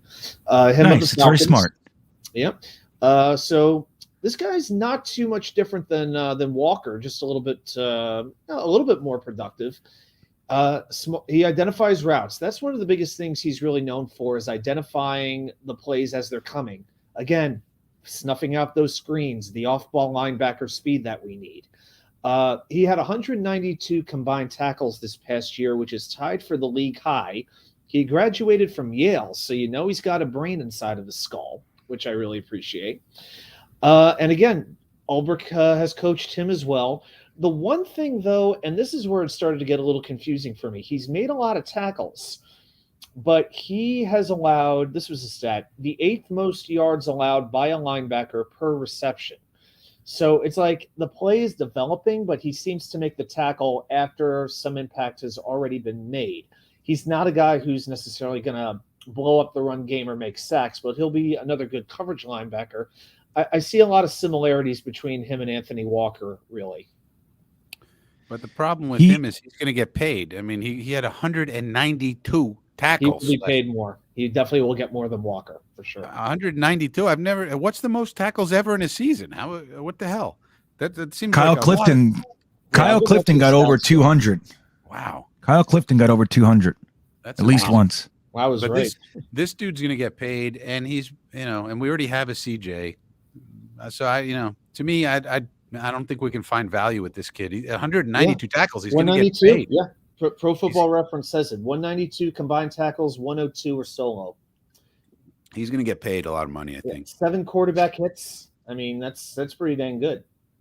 5 interceptions in 2 years. 5 interceptions. Now I'm curious if you have Harvey Lange or Frankie Louvu on this list. If the show went till 11 o'clock at night, I would have included them. There's a lot of former Jets on the linebacker list. Let me tell you, man, we have not done well in that area. So who's your guy you got linked to Alokan? Okay, well, not to Alokan, but I've actually got 2 Denver Broncos that I have not seen anybody talk about anywhere. But Alexander Johnson and Josie Jewell are both free agents, and I don't see the Broncos keeping both of them. Now, Johnson is 30 years old, but he came into the league kind of late, like a Sione Puha did or Nathan Shepard did. Excellent sideline speed. The one thing that's weird about both these guys, they're both coming off a torn pec muscle that ended their seasons prematurely, but that's an injury that I'm not going to worry about. It's not like it's an Achilles or a back injury. That's not going to freak me out. Josie Jewell is 5 years younger. He's 25. PFF, I know, had him as a top 5 linebacker last year. So, and if you look at a couple of stats, they both had last year 8 passes defensed. And again, this is in limited time. Johnson had 11 quarterback hits. Jewell had 7. Johnson had 4.5 sacks. Jewell had 3.5. I think one of these guys is going to shake loose, and I would be very interested in bringing one of them in. I like Jewell. He's younger. Yeah, Jewell's the younger of the 2. I like Josie Jewell a lot. He was starting to really come of age last year and be a leader on that team, and then he got injured. So I'd be very interested in Josie Jewell. And I like Alexander Johnson, too. If I could get him on a real cheap prove-it deal, that wouldn't be the worst outcome either. Yeah, I think I'm with Rob V. Out of this group, I think I like Walker. Yeah. And Frankie Louvu, of course, the best. Out of the rest of the group. Van Der Esch is a free agent. Van Der Esch. But the injuries, we just can't do that with him. He's going to get paid. He's also been inconsistent, Van Der Esch. I don't love him. Yeah. So J. Cole wants to know where the hell J. Cole's like, where the hell is Jeremy? Well, Jeremy's here. Jeremy's here. He's hanging around in the back. He's here. We'll bring him on. We're going to bring him on for the trivia and stuff. Jeremy, he doesn't want to come on. He said he doesn't want to come on this show. He doesn't like it. So that's the way it goes. You can't like everything. You know what I mean? Sometimes it's steak or cheesecake, whatever. So Dom says Jewell, his teeth are all messed up and never make it as a Jet. I agree, Dom. That's big. That's important. Plus, she only had one song. Why does anybody know about Jewell? She had one song. What's so great about Jewell and blonde hair? Jewell had more than one song, by the way. She had one album. She had one song about eating breakfast and the pancake, the eggs, and the yolk, smiley face and the egg yolk. Right. Face and the egg. Yeah, that's it. What else? My wife came out of the woodwork. I forgot she was even here and yelled across the RV. Jewel's second album was fucking badass. So, got Jewel fans. Else in America think that, or just your wife? What was that song? Intuition song? Oh, and her teeth give her character. She says, her teeth give her character. Dom, this is what you all came here for, with some Jewel music breakdown, ladies and gentlemen. Right, let's do it. She also offered, "What is Barbara Streisand without that nose?" So she's right. Got a point. Going on that. Hey, you can't comment unless you're Jewish, buddy. So I want you to know that. No. So we got to be quiet, you and I. You know what I mean? So Y2K, what else you got? You want to bring? We want to bring Jeremy on soon. Jeremy's slamming in a burrito. Salty Nut says that's right. That's why I don't bring Jeremy on. He's covered in cheese and fucking taco sauce. He's gross. Sauce. Yeah. Hot sauce, right? Hot sauce. He spiffs up right before he comes on. I think he ate. Those were the main guys I really had in mind. Yeah, those were the main linebackers. The only other guy I was looking at a little bit was Jayon Brown of the Titans. He was the guy I wanted last year, but he really had a disappointing season. I mean, 35 tackles, no sacks in 10 games, and he played 10 games the year before too. So that was a guy I wanted them to sign, but they may have dodged a bullet by not signing him. So that's about it for linebackers tonight. Well, it's a sad thing because not that he was a target of mine, but I actually thought the Jared Davis signing when they signed him, I said, "Ooh, that's an interest." I liked it, and I was wrong. So there's that. I don't know what happened to that guy. He feels that's the when you want to know what falling off a cliff looks like figuratively, that's it. Yep. That's figuratively falling off a cliff. Jared Davis. So we're gonna need some help at linebacker this year. CJ Mosley is fine, and I like him. And I think that if he had some help and didn't need to focus on everything, I think that we might even see improvement from him. If he had some legitimate partnership out there, I think CJ Mosley can be dominating again. I mean, dude, he was all over the place last year. And truly sideline to sideline. So I think that was more than we should ask of him. And I think if we get a guy like, let's say we brought in an above average free agent linebacker, and then we grabbed somebody like a Christian Harris, like a Chad Muma, one of these guys that really has the potential to develop into a very solid pro. I think CJ Mosley can be Pro Bowl again. That's my thoughts on it. But GreenBean, I'm curious about what your thoughts are on Hamza. What can we expect from Hamza Nasruddin? Everybody had such high hopes on him coming into the season, and he disappointed. He played on special teams. He played well on special teams, so that's something. At least he was on the 53 man. But what should we expect out of Hamza? Or is it just unknown? Nobody knows. Yeah, I mean, I really don't know. I mean, I think he was a steal in the 6th round. Here's what I don't understand, and this is where my confusion comes in. We had real problems at safety this year, and that's his natural position. I understand that they were trying to get him to play linebacker. They didn't necessarily want to muddy his development, and I do get it. I understand that. You don't want to confuse him and make him learn more than one position. Hint, somebody, wide receiver, Mims. Maybe you don't want to do that to a young guy. But they chose not to utilize him at safety when, even though we were bringing guys in off the street named Wild Goose and all that. That's where I'm confused. Now, the thing with Hamza is that he got injured a few times earlier in the season, and I think he lost his opportunity through those injuries and just kind of never climbed back out of it. But I think he's a guy to just keep an eye on. He's definitely got talent. He's got what you want. But we're going to have to wait and see. I don't know. I still think they should bring in, I wouldn't count on Nasruddin. Like you said earlier, Frankie, bring in guys. If Nasruddin outplays them, best 53 on the field. That's how we do it. But I think, he's not somebody I would count on starting a la Cam Clark, this last year. Sadly, I think that was the game plan. Was we have 3 guys at right guard. One of them's going to start. We're going to hope the young guy can beat them out. And sadly, 2 of those guys were gone, and we were stuck with GVR. So maybe we learned our lesson from that. But I do like him. I definitely like him. I think a guy like Anthony Walker makes the most sense, just because you don't have to give him so much money and so much of a commitment. And if one of these guys beats him out, it's not a tragedy. If you signed a Van Der Esch or one of the others, you have to commit to them, and then you have to play them. I mean, they basically then edge out Hamza, people like Hamza.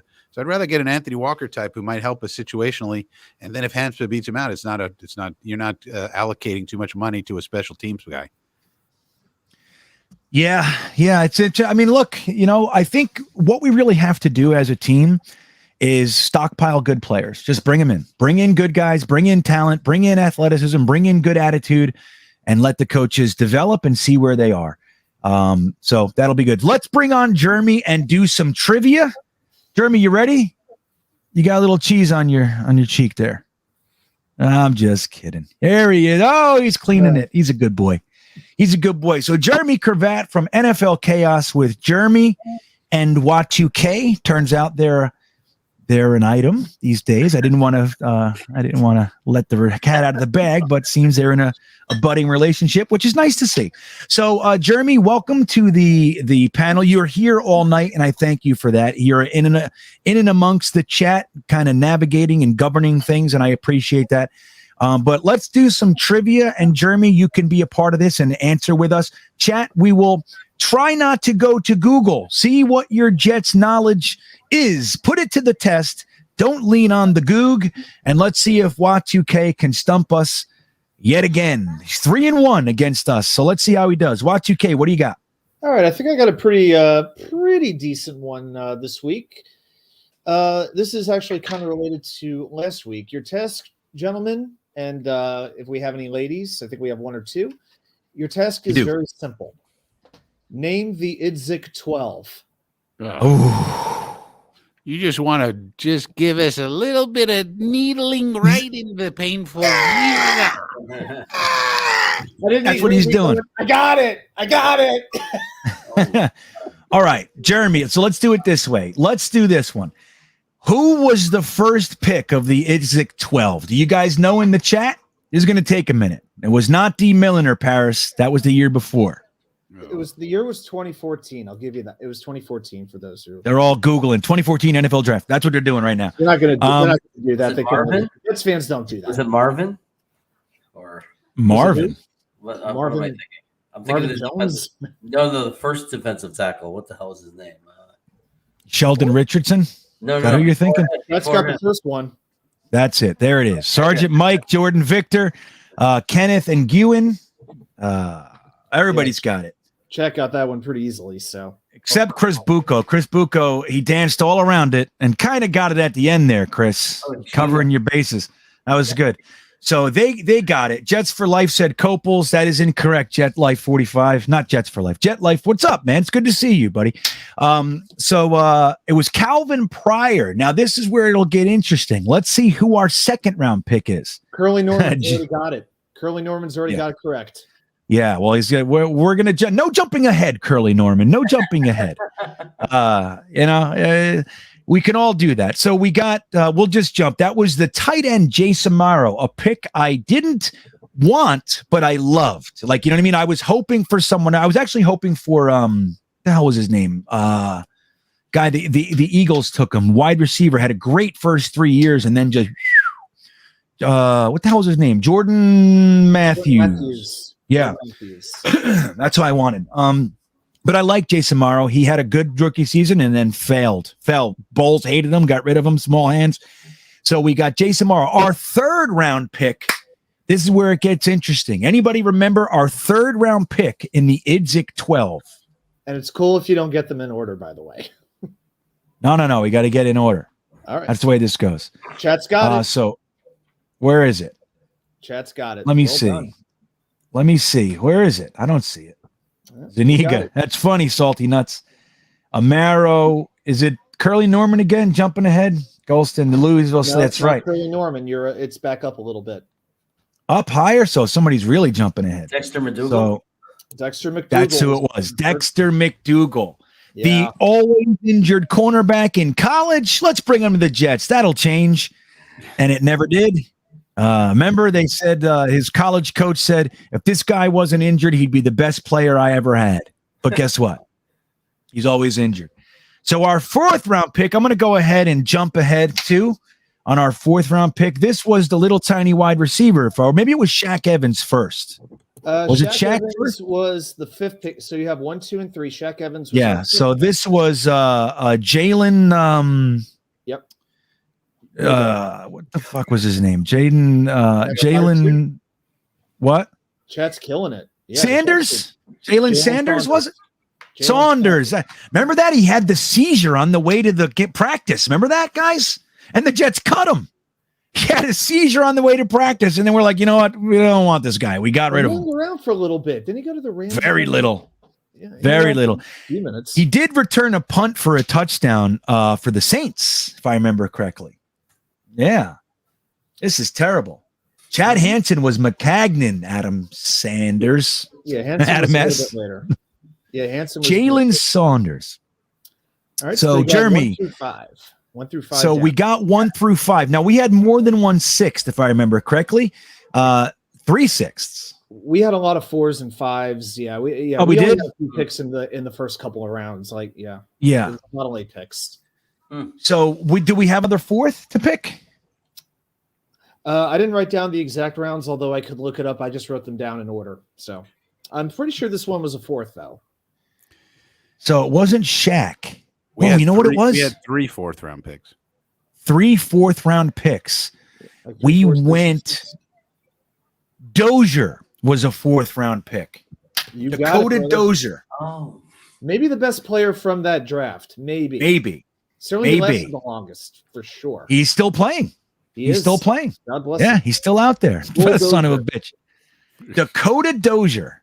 That's right. All right. So now this Jalen one- Saunders, Dakota this- Dozier. Now the next couple are going to be really hard. But then as This- it gets easier as you keep going. This probably is the hardest Justin track. Burris.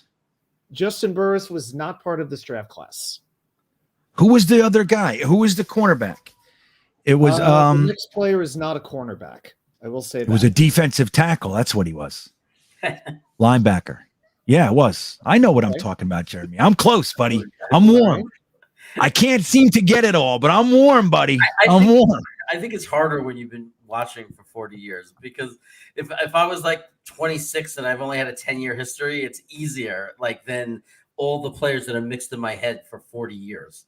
Yeah. There it is. It's right there. That's the guy I was thinking of. Jeffrey Reed got it. Jeremiah George. Okay, yep. Jeremiah That's George. it. I thank you, Jeffrey. I You've knew already it. given the last couple of picks already. So, yeah, we could just roll through those if we want to. But What is it? Yep, looks like just I think there's one guy who hasn't been named yet looking at the draft. Oh, There's I know one who guy it was. left. It was Everyone that else is 28 year. Well, you got Quincy Enunwa, obviously. Right. Then we drafted that kid. He was a defensive end, but he was like 28 years old. And what was his name, man? Oh, come on, guys, You're get doing it. the right motion. Was it IK? Was it IK and Kampali? That's who it was. Oh, I was thinking of the other. Oh my god. IK and Kampali. Oh my God, he was the guy.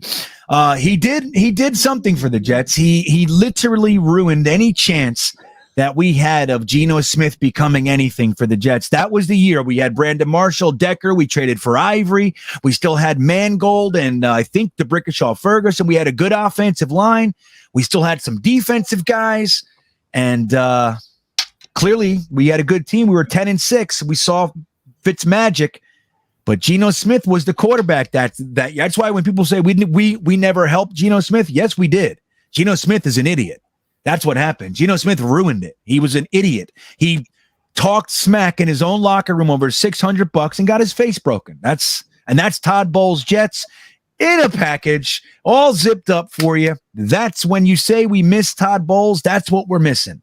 Our own locker room. A defensive end broke our starting quarterback's face inside our locker room. That's what we're talking about. So very good. You guys did good. That was the Idzik Dirty Dozen. Yeah. So in between, just to go in the order, because now everybody's been named. So in order, it was Pryor, Amaro, McDougal, Saunders, Evans, Dozier, Jeremiah George. Then I don't know if you guys said it, but the chat did. Brandon Dixon. We didn't say him. Yeah. Yeah, but the chat did. Then Quincy, then IK, then Taj Boyd, and finally Trevor Riley. Trevor Riley, that's the guy I was going. He was the 28-year-old defensive end. Never should have taken him. He was like, I don't know. He started college at like 24 years old. He stayed on the team for 3 years, too. We kept saying, Trevor Riley, come on, buddy. Couldn't do it. 3 years he made it. Is that the worst draft of all time? It has to be. It's up. Anyone It's up who wants there, buddy. to say McCagnon is the worst general manager that this team has ever had, just look at this draft. That's all you need to know. I'm sorry. I know. But here's the thing with McCagnon versus Idzik. Idzik also did a wonderful job getting rid of the Tannenbaum mess when Tannenbaum sold the future for the present. And then Tannenbaum got fired and didn't have to deal with his mess. Idzik did an exceptional job cleaning that up. He really did a good job. When McCagnon came in, he had like $70 million and numerous, all these picks and everything. And so Idzik actually, as far as that end went, he did a good job. But make no mistake, Idzik didn't pick those players. That was Rex Ryan. Rex Ryan was here for 4 years at that point. And he had the Woody's ear. Idzik just got here. You think Idzik's overriding Rex Ryan in the draft room? Hell no. Ain't happening. Those were Rex Ryan's players. That's what that was. He was terrible at player evaluation. That's terrible. Yeah. Oh, boy. I just found a recap of the weekend after the draft, after that draft happened. You want to know what it said? Sure. Did I'm gonna tell you anyway. 80% of New York Jets fans commit suicide? No, we're still here. 39. Oh. Yeah. So they have Felt different like it. categories here about like their tests, and it said so the Jets fall under the general manager gets a sticker category, which What? I have no idea what that even freaking means. Here's what this genius writer said. After a great first 2 days, What? the Jets continue to add weapons for their quarterback on day 3. Saunders Weapons. Is oh yeah, weapons. Yeah, Well, weapons. Needed A spoon is a weapon. Not a Who very it good, is? not a very Who good one. wrote Oh, this? yeah, it is a Technically. weapon, but can't do Right. anything with it. This is great. Oh my God. Yeah. Oh, it gets better. Saunders is a tough kid who should contribute a lot on special teams. Okay. Go. And Evans is a speed player who can help in the slot. Well, if you were here with us last week, you know all that helping happened in Saskatchewan, Canada. It didn't happen in the NFL for one. Right. Right. Dozier. Now Dozier is raw, but he might be the best value of any of New York's picks. I would say second best behind Anunwa.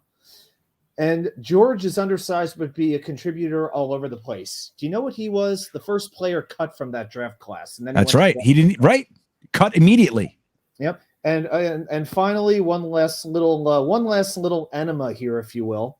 New York found some great players toward the end. Great players toward the end, with Boyd and Riley both adding some good depth. Yeah. There you go. The non-one in this piece, man. Taj Boyd. Like if there was ever a Rex Ryan pick, like he literally picked Taj Boyd because his son was his good friend at Stanford at Clemson. That's it. Rex Ryan's son was good friends with Taj Boyd, and they threw him a bone. He didn't make it through training camp. That's when we looked at 6th round picks as garbage. Like Joe Douglas, on the other hand, first of all, makes 6th round picks into 4th round picks, but he uses his late round picks and makes them into starters. Like that's where, or at least depth and developmental. Like we have an opportunity. That's the thing, man. And that's what I was talking about earlier with the Senior Bowl. You can look at it as a joke if you want, but the Jets didn't. And that's what we want to see. We want to see a team that has an opportunity, goes down there and goes, you know what? Call that Mafe guy. I want to see him with his hand in the dirt. You know what? I want to see if this guy can play this position. Let's tell we want to do. We're working with these guys. We have them. There's a lot of guys on this roster that we can actually use. Let's see what they do. They overutilize Muma and Asamoah. They use Ferguson and McBride and Kolar and all these guys. And look, Mafe got national team player of the game, and Perion Winfrey, the defensive tackle, got MVP of the game. All on the national team because the Jets used them. That's why. So that's going to be our show tonight. Thank you, Y2K. What do you think? Did we get it? Did we win this one? This trivia? You got all the players were eventually named. There's nobody who I actually had to name that wasn't got. I mean, there was one guy who got Taj Boyd, one person who said Trevor Riley somewhere, but I don't think it had to be in order. So I'd say the group got it. Yeah, the chat got it. So way to go, chat. There you go. I think I got it too, though. I want you to know that. I think I did well. I did pretty good. But chat, you rule. That's the way it goes. Frankie did very little. And Jeremy said the word Marvin. Not my thing. These trivia, they're not. I don't love these trivia. I'm not good at it. I mean, I'm not good at it. That's what. Yeah, that's what I hear you. Just like the numbers. Like you start talking, I have to consciously make myself pay attention. Like it's when numbers, like you never read an article and they're talking about the story and then they go into the like stats to tell you about the person. I completely shut off. I skip it. I go right to the bottom. I go right to the next sentence. I'm like, all right, that's just, we're all built different, which is why it's nice to collect people with different strengths, put them together. And we everybody have that's better. That's better. Yeah. So guys, let's go through. Frankie, why don't you tell everybody what you got coming? Yeah, Frankie from Flatbush Channel. Out today is about the production ratio that we talked about earlier in the show. They got all the different position groups, inside linebacker, outside linebacker. You want to know about the 1 techs, the 2 techs. Travis Jones, where does he stack up? And I'm going to tell you it's very high. And what about Jordan Davis? Not so high. So interesting. Things like that. I think I'm going to start using that sort of stuff to do here's all the free agents I think we're going to sign, and then I'm going to do a mock draft probably on Sunday. So that's coming up. So I think that's what's on the schedule for the old Frankie from Flatbush channel. Fantastic. Jeremy, what do you got cooking, buddy? Well, we got our weekly Wednesday show, which is now Wacky Wednesday with Jeremy and Adam. So we Adam, who's that? Y2K99. Oh, there you going go. by his first name, Adam.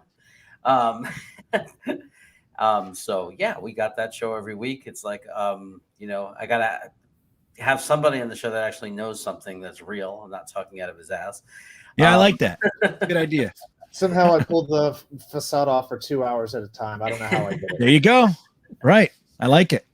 We do drafts on Friday night. Everybody knows that. I got people coming on every once in a while on Saturday to do an extra NFL team. Like I get fans from different teams. So like we did a Giants Jets draft. We're going to do a Dallas Cowboys Jets draft. It's NFL Chaos with Jeremy. Lots of fun prizes.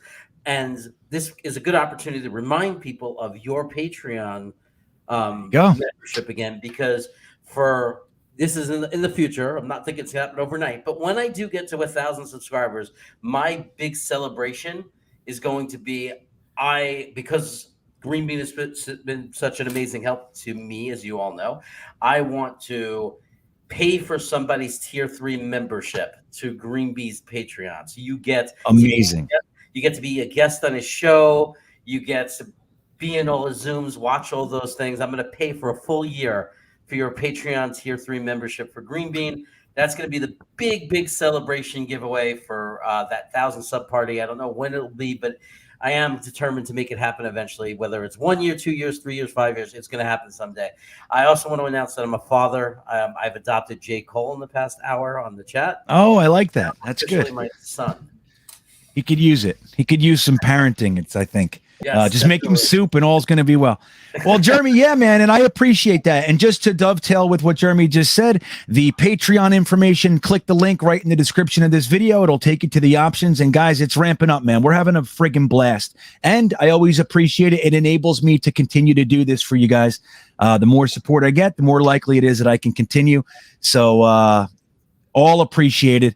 And Y2K, what do you got cooking? Did you do the chili cook-off? Did you win, or did you have to cancel it? What happened with all that? What's going on with the Virginia Jets fan club? No, it's been pushed back till March. We're having a sort of an officers meeting this Saturday to plan the polar plunge, which we're planning to do pretty soon. Although it's actually getting a little bit warm over here in Virginia. We actually hit the upper 50s today, so we're running out of polar weather. I know, it's hard to believe.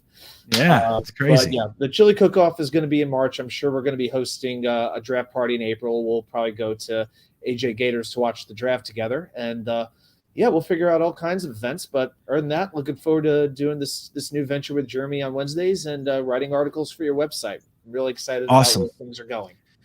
Yeah, I love it, man. You're good at it, so I appreciate all your what's the word I'm looking for? The contributions. There it is. Yes. Thank you. I appreciate it, man. So, you know what? Paris 1189 Paris has a good idea. He says, and we'll do this real quick. End the show with a Super Bowl prediction. Let's start with Frankie. What's your prediction for the big game, Frankie? Rams 41, Bengals 24. There you go. Y2K, what do you got? Rams 30, Bengals 16. Rams 30, Bengals 16. Okay. Oh, Rams 2-0. Jeremy, what do you got, buddy? 34-17 Rams. Oh, I'm gonna go with the same thing. I'm gonna say 35-21 Rams, and that is gonna be. Oh, we got a super chat from Salty Nuts Magoo. Let's just say, is GreenBean try and get Joe Beningo as a guest?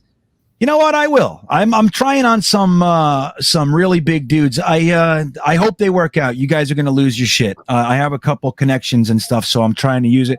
You guys will lose your mind if I get the guys I'm going for. A story or two that it would be put it this way. Hopefully, he doesn't recognize me from 9 years ago. That's all I can say right now. I don't doubt it.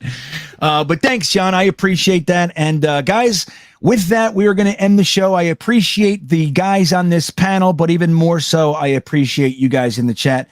I really do appreciate it, man. You guys are just the best. And with that, that is the end of our show. Thank you for being here. We'll see you next time. Yeah, here we go. Here go the Jets, man. I want to kiss you. Thanks, Joe. You want to run or you want to duck down? You want to duck, just go over and get onto the bench and stay there. You play to win the game. My message for the fans, we're all frustrated with where we are right now.